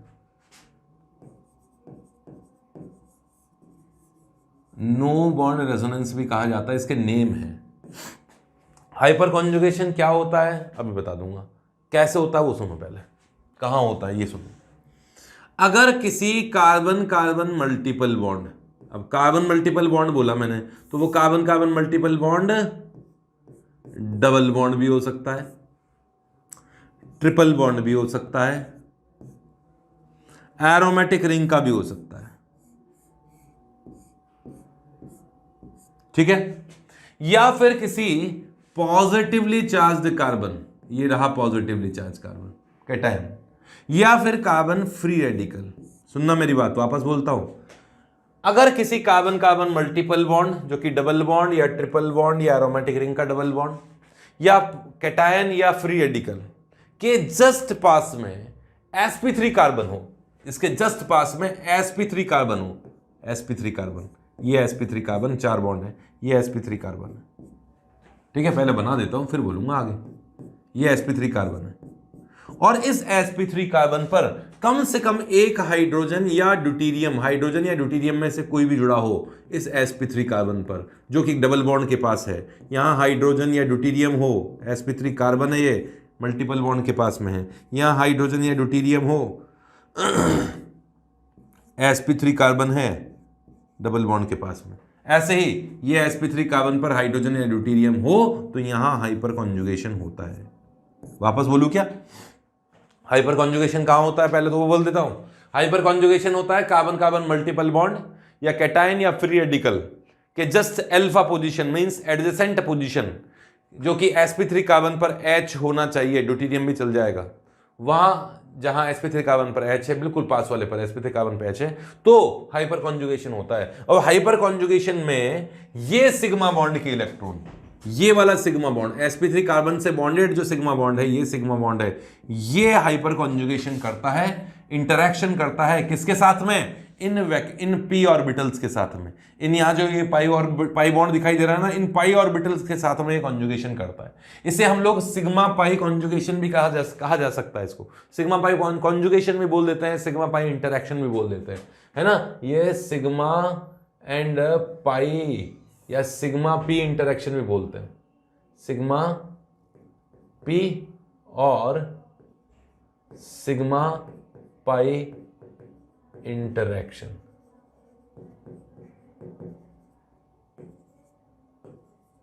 ठीक है, पहले तो मैंने ये बताया कि होता कहां है हाइपर कॉन्जुगेशन। अब इससे क्या फर्क पड़ता है, हाइपर कॉन्जुगेशन से क्या फर्क पड़ेगा, किस तरह से स्टेबिलिटी बढ़ेगी, किसी कम होगी, पहले उस कॉन्सेप्ट को सुनते हैं। हाँ, यहां हाइड्रोजन हाइपर कॉन्जुगेशन पॉसिबल है, पहले तो इस चीज को समझ लेना है ना। कंडीशन बता दी मैंने, ये कंडीशनल स्ट्रक्चर्स बता दी। चले आगे, जैसे एक दो एग्जांपल लेता हूं, उससे क्लियर हो जाएगा। एग्जांपल जैसे कैटायंस में लेते हैं।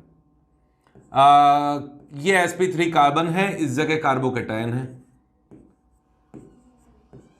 इस कैटायन के जस्ट पास में sp3 कार्बन पर सिग्मा बॉन्ड है। ये सिग्मा बॉन्ड का इलेक्ट्रॉन इस वैकेंट p ऑर्बिटल के साथ में कॉन्जुगेशन करता है, इंटरेक्शन करता है कुछ इस तरीके से कि ये इलेक्ट्रॉन इसको डोनेट किया गया, या फिर ये पाई इलेक्ट्रॉन जो है, पाई ऑर्बिटल जो पाई नहीं सॉरी सिग्मा ऑर्बिटल जो है इस वैकेंट p ऑर्बिटल के साथ इंटरेक्शन कर रहा है, जिसे इस तरीके से शो किया जाता है कि यहाँ ये H है, इस H का बॉन्ड इलेक्ट्रॉन इस तरफ चला गया तो यहाँ पॉजिटिव चार्ज आ गया। ये शो करने का तरीका है, और ये स्ट्रक्चर बनी।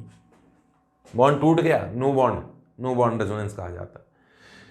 ये सिग्मा बॉन्ड जब इस p ऑर्बिटल के सेम प्लेन में आता है तो इंटरेक्शन करेगा, तो कभी ये सिग्मा बॉन्ड भी आ सकता है तो कभी ये भी आ सकता है, क्योंकि वो कार्बन का स्ट्रक्चर तो ऐसा ही है ना, किसी भी प्लेन में आ जाएगा।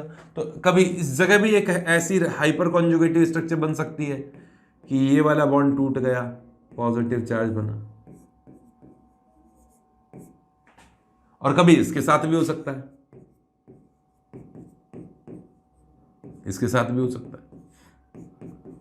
तो ये डिफरेंट टाइप की हाइपर कॉन्जुगेटिव स्ट्रक्चर्स हैं जो कुछ प्रॉपर्टीज को देखकर ही बनाई गई हैं, ऐसा नहीं है जबरदस्ती बनाई गई हूं।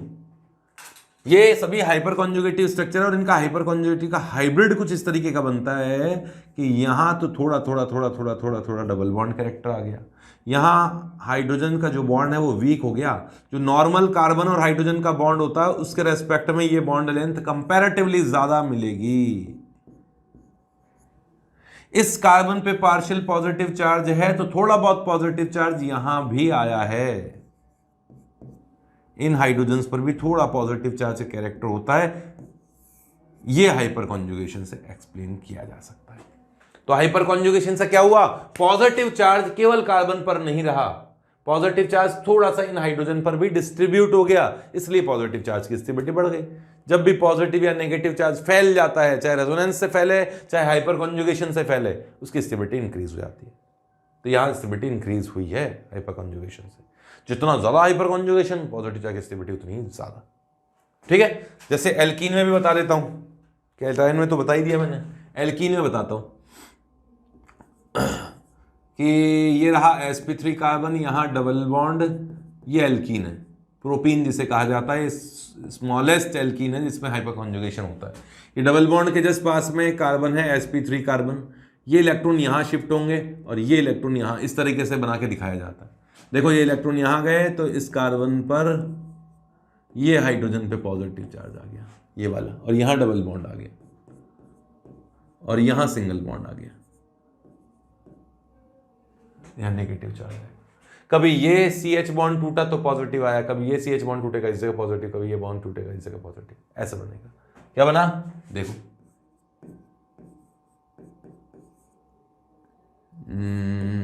यहां इस जगह डबल बॉन्ड, फिर CH2 माइनस, कभी इस जगह सिंगल बॉन्ड कर देता हूं तो ऐसा हो जाएगा,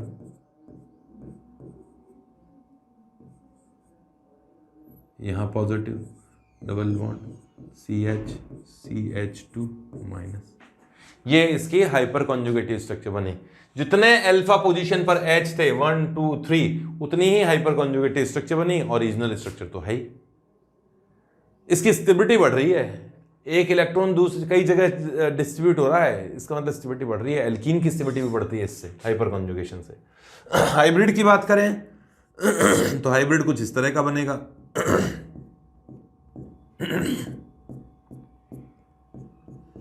ये हाइड्रोजन्स तो थोड़े वीकर हो गए,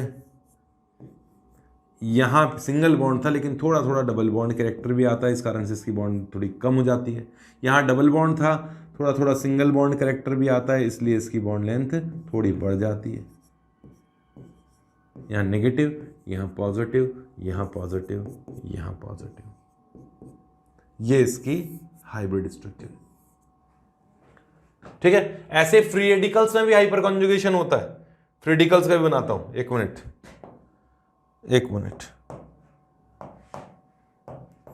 ये मिटा रहा हूं इसको, तुम्हें हटाओ, एक मिनट।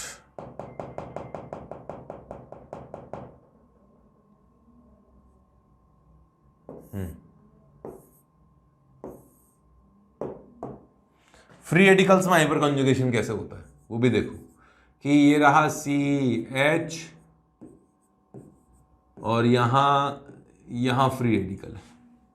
तो फ्री रेडिकल में क्या हुआ, ये डबल बॉन्ड है, एक इस double bond sorry sigma bond है, sp3 कार्बन का सिग्मा बॉन्ड है। इस पर ये बॉन्ड का एक इलेक्ट्रॉन इस हाइड्रोजन का है, एक इलेक्ट्रॉन इस कार्बन का है। इस एक इलेक्ट्रॉन ने और इस एक इलेक्ट्रॉन ने आपस में बॉन्ड बना लिया, हाइड्रोजन पे एक इलेक्ट्रॉन रुक गया।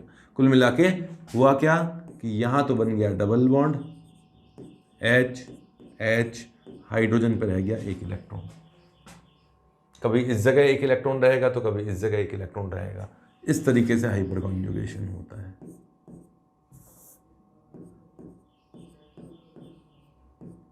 अब इनके फायदे क्या हैं, तुम तो बस फायदे की बात करोगे कि सर तुरंत बता दो फायदा क्या होगा।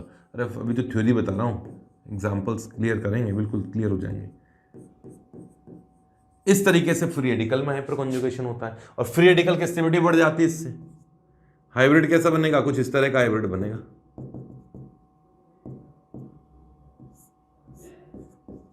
अरे यार, यहां रेडिकल तो नहीं बना पाऊंगा, यहां H, यहां H और यहां H और यहां एक इलेक्ट्रॉन। इस तरीके से जहां जहां हाइपर कॉन्जुगेशन होता है वहां वहां स्टेबिलिटी बढ़ती है। एल्कीन्स में हाइपर कॉन्जुगेशन के कारण ये जो डबल बॉन्ड था उसकी लेंथ बढ़ जाएगी सिंगल बॉन्ड कैरेक्टर आने के कारण। फ्री रेडिकल हो या कैटायन हो या एल्कीन हो, जितना हाइपर कॉन्जुगेशन ज्यादा होगा स्टेबिलिटी उतनी ही ज्यादा होगी। ठीक है, हाइपर कॉन्जुगेशन से स्टेबिलिटी बढ़ती है, तो ये मैं लिखवा दूं तो स्टेबिलिटी चाहे कैटायन हो चाहे फ्री रेडिकल हो चाहे एल्कीन हो या एल्काइन हो, बढ़ती है। जितना ज्यादा हाइपर कॉन्जुगेशन होगा उतनी ही ज्यादा बढ़ती है।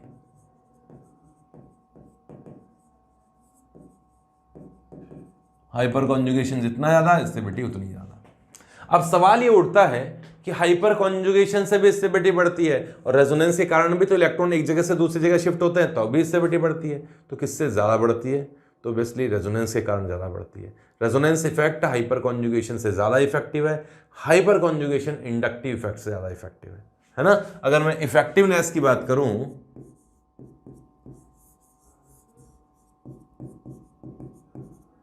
या रिलेटिव स्ट्रेंथ की बात करूं, इफेक्टिवनेस की बात करते हैं,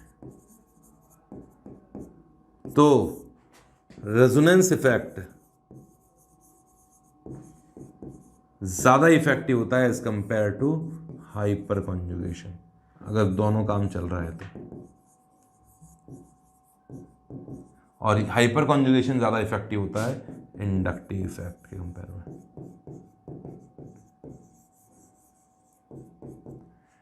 ठीक है, याद रखिएगा। चले आगे। अब एक एग्जांपल देके बताता हूं मैं तुम्हें, एल्कीन की स्टेबिलिटी का एग्जांपल लेता हूं, फिर उसके बारे में हम लोग डायपोल मोमेंट की भी बात करेंगे।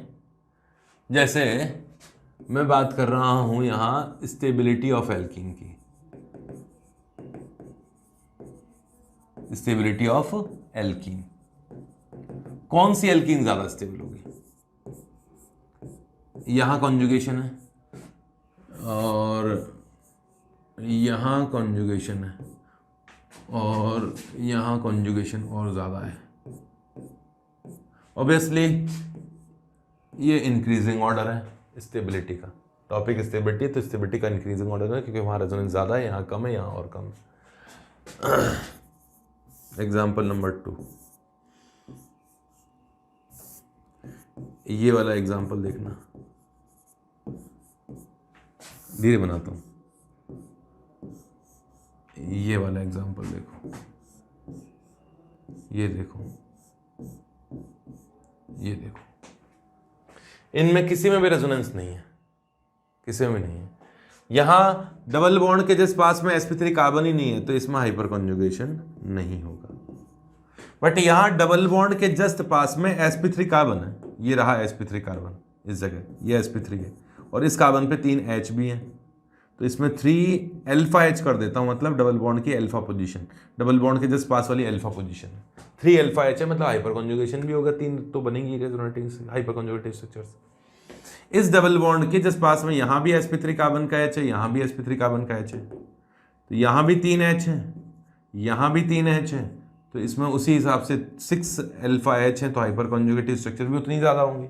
इसमें इस डबल बॉन्ड के जस्ट पास में 3 यहाँ, 3 यहाँ और 3 यहाँ, मतलब 9 अल्फा हाइड्रोजन्स हैं। इसमें कितने 12 अल्फा हाइड्रोजन्स हैं, मतलब हाइपर कॉन्जुगेशन किस में ज़्यादा होगा, ऑब्वियसली इसमें ज़्यादा होगा, इसमें कम होगा, इसमें और कम होगा और इसमें और कम होगा, तो स्टेबिलिटी उस एल्कीन की ज़्यादा होगी। क्लियर है? अगर इसमें तो हाइपर कॉन्जुगेशन बहुत सारा है, लेकिन इसमें हाइपर कॉन्जुगेशन बिल्कुल नहीं है, इसमें हाइपर कॉन्जुगेशन नहीं है, इसमें रेजोनेंस नहीं है, बट इसमें रेजोनेंस है। इसमें हाइपर कॉन्जुगेशन बहुत बढ़िया है, 12 अल्फा H है, बट इसमें नो हाइपर कॉन्जुगेशन। एक्सपेरिमेंटली देखा गया कौन ज़्यादा स्टेबल होता है, सेकंड वाला ज़्यादा स्टेबल होता है। क्यों? क्योंकि इसमें रेजोनेंस है, तो रेजोनेंस इफेक्ट ज़्यादा इफेक्टिव होता है। क्लियर है? एक्सपेरिमेंटली कैसा देखा गया, हीट ऑफ हाइड्रोजनेशन से देख सकते हैं, वैसे और भी कई तरीके होते हैं, हीट ऑफ कंबशन वगैरह से भी देख सकते हैं। मैं अगर बता दूंगा आपको हीट ऑफ हाइड्रोजनेशन और हीट ऑफ कंबशन की बात बताता हूँ, रुको, उससे पहले एक एग्जांपल और कर लेते हैं। ये वाला कंपाउंड है, इनमें से कौन ज़्यादा स्टेबल है, बस ये बताना है।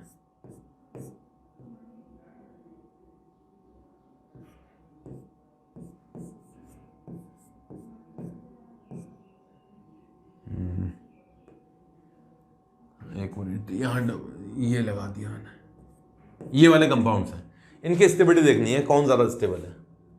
तो भाई सुनो मेरी बात है, पहले तो देखते हैं रेजोनेंस। इसमें रेजोनेंस है, इसमें रेजोनेंस है, तो ये दोनों ज़्यादा स्टेबल होगा। A, B, C and D में से A एंड C ज़्यादा स्टेबल होंगे, A एंड C ज़्यादा स्टेबल है। ठीक है, अब इन दोनों में कंपैरिजन करते हैं, रेजोनेंस तो दोनों में ही है, बट इसमें हाइपर कॉन्जुगेशन देखते हैं। तो डबल बॉन्ड के जस्ट पास में sp3 कार्बन यहाँ भी है, डबल sp3 कार्बन पे 2 H यहाँ है, इस डबल बॉन्ड के यहाँ sp3 कार्बन है, यहाँ sp3 कार्बन है, यहाँ sp3 कार्बन है, यहाँ sp3 कार्बन है, तो कितने हैं, 3 और 3 6 और 10 अल्फा H है जो हाइपर कॉन्जुगेशन कर सकते हैं। इसमें डबल बॉन्ड के पास 2 यहाँ है, इस डबल बॉन्ड के पास 2 यहाँ है, तो 4 ही अल्फा हाइड्रोजन्स है, मतलब डबल बॉन्ड के जस्ट पास में sp3 कार्बन का H देखना है। ये डबल बॉन्ड है, ये तो sp2 है, इनको तो मत देखो, इसके पास वाला sp3 कार्बन देखो। ठीक है, तो इसमें अल्फा H कम है, तो मतलब C ज़्यादा स्टेबल है। स्टेबिलिटी किसकी ज़्यादा होगी, C की ज़्यादा होगी। अच्छा, फिर A की होगी। अब इन दोनों में रेजोनेंस नहीं है, हाइपर कॉन्जुगेशन के बेसिस पे देखेंगे। रेजोनेंस नहीं है ना, कॉन्जुगेशन नहीं है, इसमें भी कॉन्जुगेशन नहीं है, तो हाइपर कॉन्जुगेशन के बेसिस पे देखो। तो यहाँ डबल बॉन्ड के जस्ट पास में sp3 कार्बन ये रहा, यहाँ भी है, यहाँ भी है, यहाँ sp3 कार्बन 3 H है, यहाँ 2 H है, वो इस डबल बॉन्ड के साथ भी हाइपर कॉन्जुगेशन करेंगे, इसके साथ भी कर लेंगे। यहाँ भी 2 हैं और यहाँ 3 है, बस काउंट कर लो, 3 और 3 एंड 4, 10 अल्फा हाइड्रोजन्स है ना। इसमें देखते हैं डबल बॉन्ड के पास में एक यहाँ है, एक यहाँ है, केवल 2 अल्फा हाइड्रोजन्स है। रेजोनेंस दोनों में ही नहीं है, हाइपर कॉन्जुगेशन इसमें ज़्यादा है, तो ये ज़्यादा स्टेबल हुआ, फिर D आएगा, ये ऑर्डर होगा। ठीक है, एक पॉइंट हीट ऑफ हाइड्रोजनेशन से रिलेटेड भी सुन लेना। Heat of hydrogenation, heat of hydrogenation. Actually alkene की रिएक्शन जब हाइड्रोजन से की जाए, किसी एल्कीन की रिएक्शन हाइड्रोजन से की जाए इन प्रेजेंस ऑफ निकल, प्लेटिनम, पैलेडियम, तो हाइड्रोजन का एडिशन हो जाता है एल्कीन पर और वो एल्कीन एल्केन में कन्वर्ट हो जाती है। ये पढ़ा हुआ है। इस प्रोसेस में जो हीट रिलीज होती है उसे कहा जाता है हीट ऑफ हाइड्रोजनेशन। और किसी कंपाउंड में हीट ऑफ हाइड्रोजनेशन उतनी ही ज्यादा निकलेगी जितना उसमें पाई बॉन्ड्स हैं। तो heat of hydrogenation directly proportional होती है नंबर ऑफ पाई बॉन्ड के, number of pi bonds. Reactant में कितने ज्यादा पाई बॉन्ड्स हैं, जितने ज्यादा पाई बॉन्ड होंगे उतनी ज्यादा हाइड्रोजनेशन होगा और उतनी ज्यादा हीट उसमें रिलीज होगी। लेकिन अगर पाई बॉन्ड्स इक्वल हों तो हीट ऑफ हाइड्रोजनेशन स्टेबिलिटी का इनवर्सली प्रोपोर्शनल होता है, inversely proportional to stability of alkene, of alkene. जो एल्कीन ज्यादा स्टेबल है उसकी हीट ऑफ हाइड्रोजनेशन कम होगी। ये कब काम करेगा? When number of pi electrons are same. Pi electron अगर सेम हो तो हीट ऑफ हाइड्रोजनेशन स्टेबिलिटी का रिवर्स होता है। जैसे इन सभी में पाई इलेक्ट्रॉन कितने हैं? 2 2 2 और 2, तो इनके लिए हीट ऑफ हाइड्रोजनेशन इसका रिवर्स हो जाएगा। ऐसा अगर क्वेश्चन पूछे तो इस तरीके से कर देना।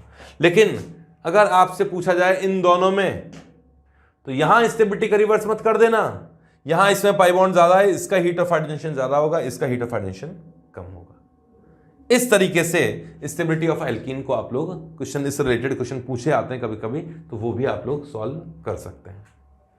और क्या करें, इसके बाद में पढ़ते हैं एक डाइपोल मोमेंट के क्वेश्चंस पढ़ लेते हैं। डाइपोल मोमेंट,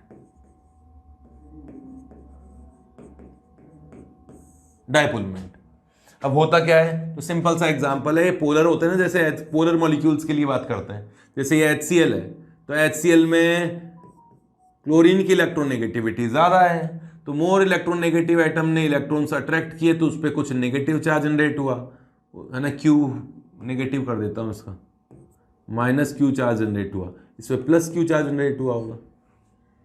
इन दोनों चार्ज पॉइंट्स का जो डिस्टेंस है उसे d से रिप्रेजेंट कर रहा हूं। तो डाइपोल मोमेंट जिसे म्यू से रिप्रेजेंट करते हैं, जो कि एक वेक्टर क्वांटिटी होती है, वो इन दोनों का डिस्टेंस, दोनों चार्ज पॉइंट्स के डिस्टेंस और उनमें चार्ज सेपरेशन का प्रोडक्ट होता है। हालांकि ये वेक्टर क्वांटिटी होती है, ये तो मैंने 1 डायमेंशनल मॉलिक्यूल दिया, लीनियर मॉलिक्यूल दिया, तो यहां वेक्टर वेक्टर का कोई मतलब नहीं हुआ। लेकिन जैसे कोई ऐसा कंपाउंड है, जैसे A है, यहां B है, यहां C है, तो और C की इलेक्ट्रोनेगेटिविटी ज्यादा है मान लीजिएगा A से, और B की भी ज्यादा है, तो इस बॉन्ड का डाइपोल मोमेंट अलग होगा, इस बॉन्ड का डाइपोल मोमेंट अलग होगा। μ2 कर देता हूं। लेकिन पूरे मॉलिक्यूल का जो डाइपोल मोमेंट होगा वो इन दोनों का वेक्टर जो होगा प्रोडक्टिव निकल के आ जाएगा। कैसे निकालोगे? मान लीजिए इनके बीच में थीटा एंगल है, तो इनका जो रिजल्टेंट डाइपोल मोमेंट होगा, नेट डाइपोल मोमेंट जिसे कहूंगा मैं, उसकी वैल्यू कितनी होगी? रूट, ये पढ़ा होगा आप लोगों ने, μ1² प्लस μ2² प्लस 2 μ1 μ2 cos थीटा। पर इसकी जरूरत नहीं पड़ने वाली है, कोई नहीं पूछता है। फिजिकल केमिस्ट्री में जरूर पूछ लिया जाता होगा, हो सकता है, ऑर्गेनिक केमिस्ट्री में तो ये चीजें नहीं पूछी जाएगी। वो तो पूछेंगे रिजल्टेंट किसका ज्यादा है, कौन ज्यादा पोलर है, कौन कम पोलर है, उनकी बात करेंगे। तो सिमेट्रिकल अगर कोई स्ट्रक्चर हो तो उसका डाइपोल मोमेंट 0 होगा, बिल्कुल। सिमेट्रिकल स्ट्रक्चर्स हैं, μ = 0, किसका? सिमेट्रिकल स्ट्रक्चर्स का। बहुत सारे एग्जांपल हैं। CO2 सिमेट्रिकल है, लीनियर है। ऑक्सीजन जितनी स्ट्रेंथ से इलेक्ट्रॉन इधर खींच रहा है उतनी स्ट्रेंथ से इधर खींच रहा है। बोरोन ट्राइफ्लोराइड सिमेट्रिकल है, प्लेन ऑफ सिमेट्री नहीं बोल रहा हूं मैं, सिमेट्रिकल मतलब फ्लोरीन ने इलेक्ट्रॉन खींचा, इसने खींचा, इसने खींचा, इसने खींचा, तीनों ने एक दूसरे का डाइपोल मोमेंट को कैंसिल कर दिया, डाइपोल मोमेंट का 0 है बोरोन ट्राइफ्लोराइड का। है ना। कार्बन टेट्राक्लोराइड है, ये लो टेट्राहेड्रल है, ये तीनों क्लोरीन जो है इलेक्ट्रॉन खींच रहे हैं, मतलब ये इन तीनों का डायपोलमेंट वो कैंसिल कर रहा है, इन तीनों का डायपोलमेंट को ये कैंसिल कर रहा है, मतलब सभी क्लोरीन एक दूसरे के डायपोलमेंट को कैंसिल कर रहे हैं, इसका भी डायपोलमेंट 0 आएगा। फॉस्फोरस पेंटाक्लोराइड पढ़ा होगा आपने, ये तीनों क्लोरीन तो एक प्लेन में है, डायपोलमेंट एक दूसरे का कैंसिल कर देते हैं, और ये दोनों क्लोरीन जो एक्सियल पोजीशन पर है ये डायपोलमेंट एक दूसरे का कैंसिल कर देते हैं, इसका डायपोलमेंट भी 0 आएगा। सिमेट्रिकल स्ट्रक्चर्स का डायपोलमेंट 0 होता है। कुल मिला के कहने का मतलब ये है, ये स्ट्रक्चर है, क्लोरीन और क्लोरीन अपोजिट साइड में ट्रांस है, सिस नहीं ट्रांस, तो ये क्लोरीन इलेक्ट्रॉन खींच रहा है, ये क्लोरीन इलेक्ट्रॉन खींच रहा है, इसका डायपोलमेंट भी 0 आएगा। पैरा पोजीशन पर 2 ग्रुप है, यहां क्लोरीन है और यहां क्लोरीन है, ये भी क्लोरीन इलेक्ट्रॉन खींच रहा है और ये भी क्लोरीन इलेक्ट्रॉन खींच रहा है, इसका डायपोलमेंट भी 0 आएगा। कुल मिला के इन सभी स्ट्रक्चर्स का डायपोलमेंट 0 आने वाला है। ये है कॉन्सेप्ट, इलेक्ट्रॉन खींच रहे हैं ये। जैसे और एग्जांपल लेता हूं, इनमें डायपोलमेंट का ऑर्डर भी पूछ लिया जाता है। जैसे ये नाइट्रो है, नाइट्रोबेंजीन, ऐसे नहीं बनाऊंगा, ये नाइट्रोबेंजीन है और ये भी नाइट्रोबेंजीन है, बट इसकी पैरा पोजीशन पर OMe ग्रुप जुड़ा हुआ है, मिथॉक्सी ग्रुप जुड़ा हुआ है। देखना रेजोनेंस इफेक्ट ज़्यादा इंपॉर्टेंट होता है ना। यहाँ रेजोनेंस हो रहा है, यहाँ रेजोनेंस हो रहा है, ये इलेक्ट्रॉन यहाँ गए, ये इलेक्ट्रॉन यहाँ गए, ये तो ऐसे चलेगा, मतलब इसने -m इफेक्ट शो किया, इसने भी -m इफेक्ट शो किया, रेजोनेंस तो इसने भी किया, ये इलेक्ट्रॉन यहाँ गए तो ये नेगेटिव हुआ, डबल बॉन्ड बना यहाँ, फिर इलेक्ट्रॉन, और जब यहाँ पॉजिटिव आया तो इसने इलेक्ट्रॉन डोनेट किया, लोन पेयर तो डोनेट करता है। कुल मिला के ये तो +m ग्रुप हो गया जो इलेक्ट्रॉन डोनेट कर रहा है, वो -m ग्रुप हो गया जो इलेक्ट्रॉन विड्रॉ कर रहा है। इसमें केवल -m था, इसमें -m के साथ +m भी ग्रुप भी है, यहाँ नेगेटिव चार्ज ज़्यादा बन जाएगा, यहाँ पॉजिटिव चार्ज ज़्यादा बन जाएगा, 2 पोल्स के बीच का डिस्टेंस हो गया ना, बढ़ गया ना, तो यहाँ डोनर ग्रुप, वहाँ एक्सेप्टर ग्रुप, इसका डायपोलमेंट ज़्यादा होगा। लेकिन अगर ऐसी सिचुएशन आ जाए कहीं पर, देखो यहां क्लोरीन है और यहां क्लोरीन है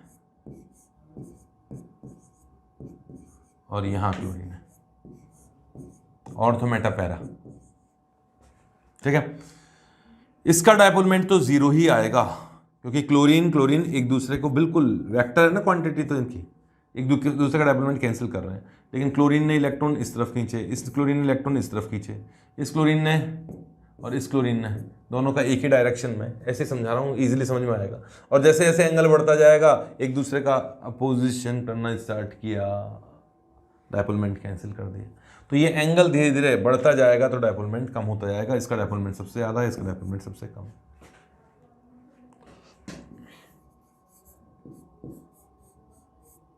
यहाँ क्लोरीन है और यहाँ मिथाइल है, यहाँ क्लोरीन है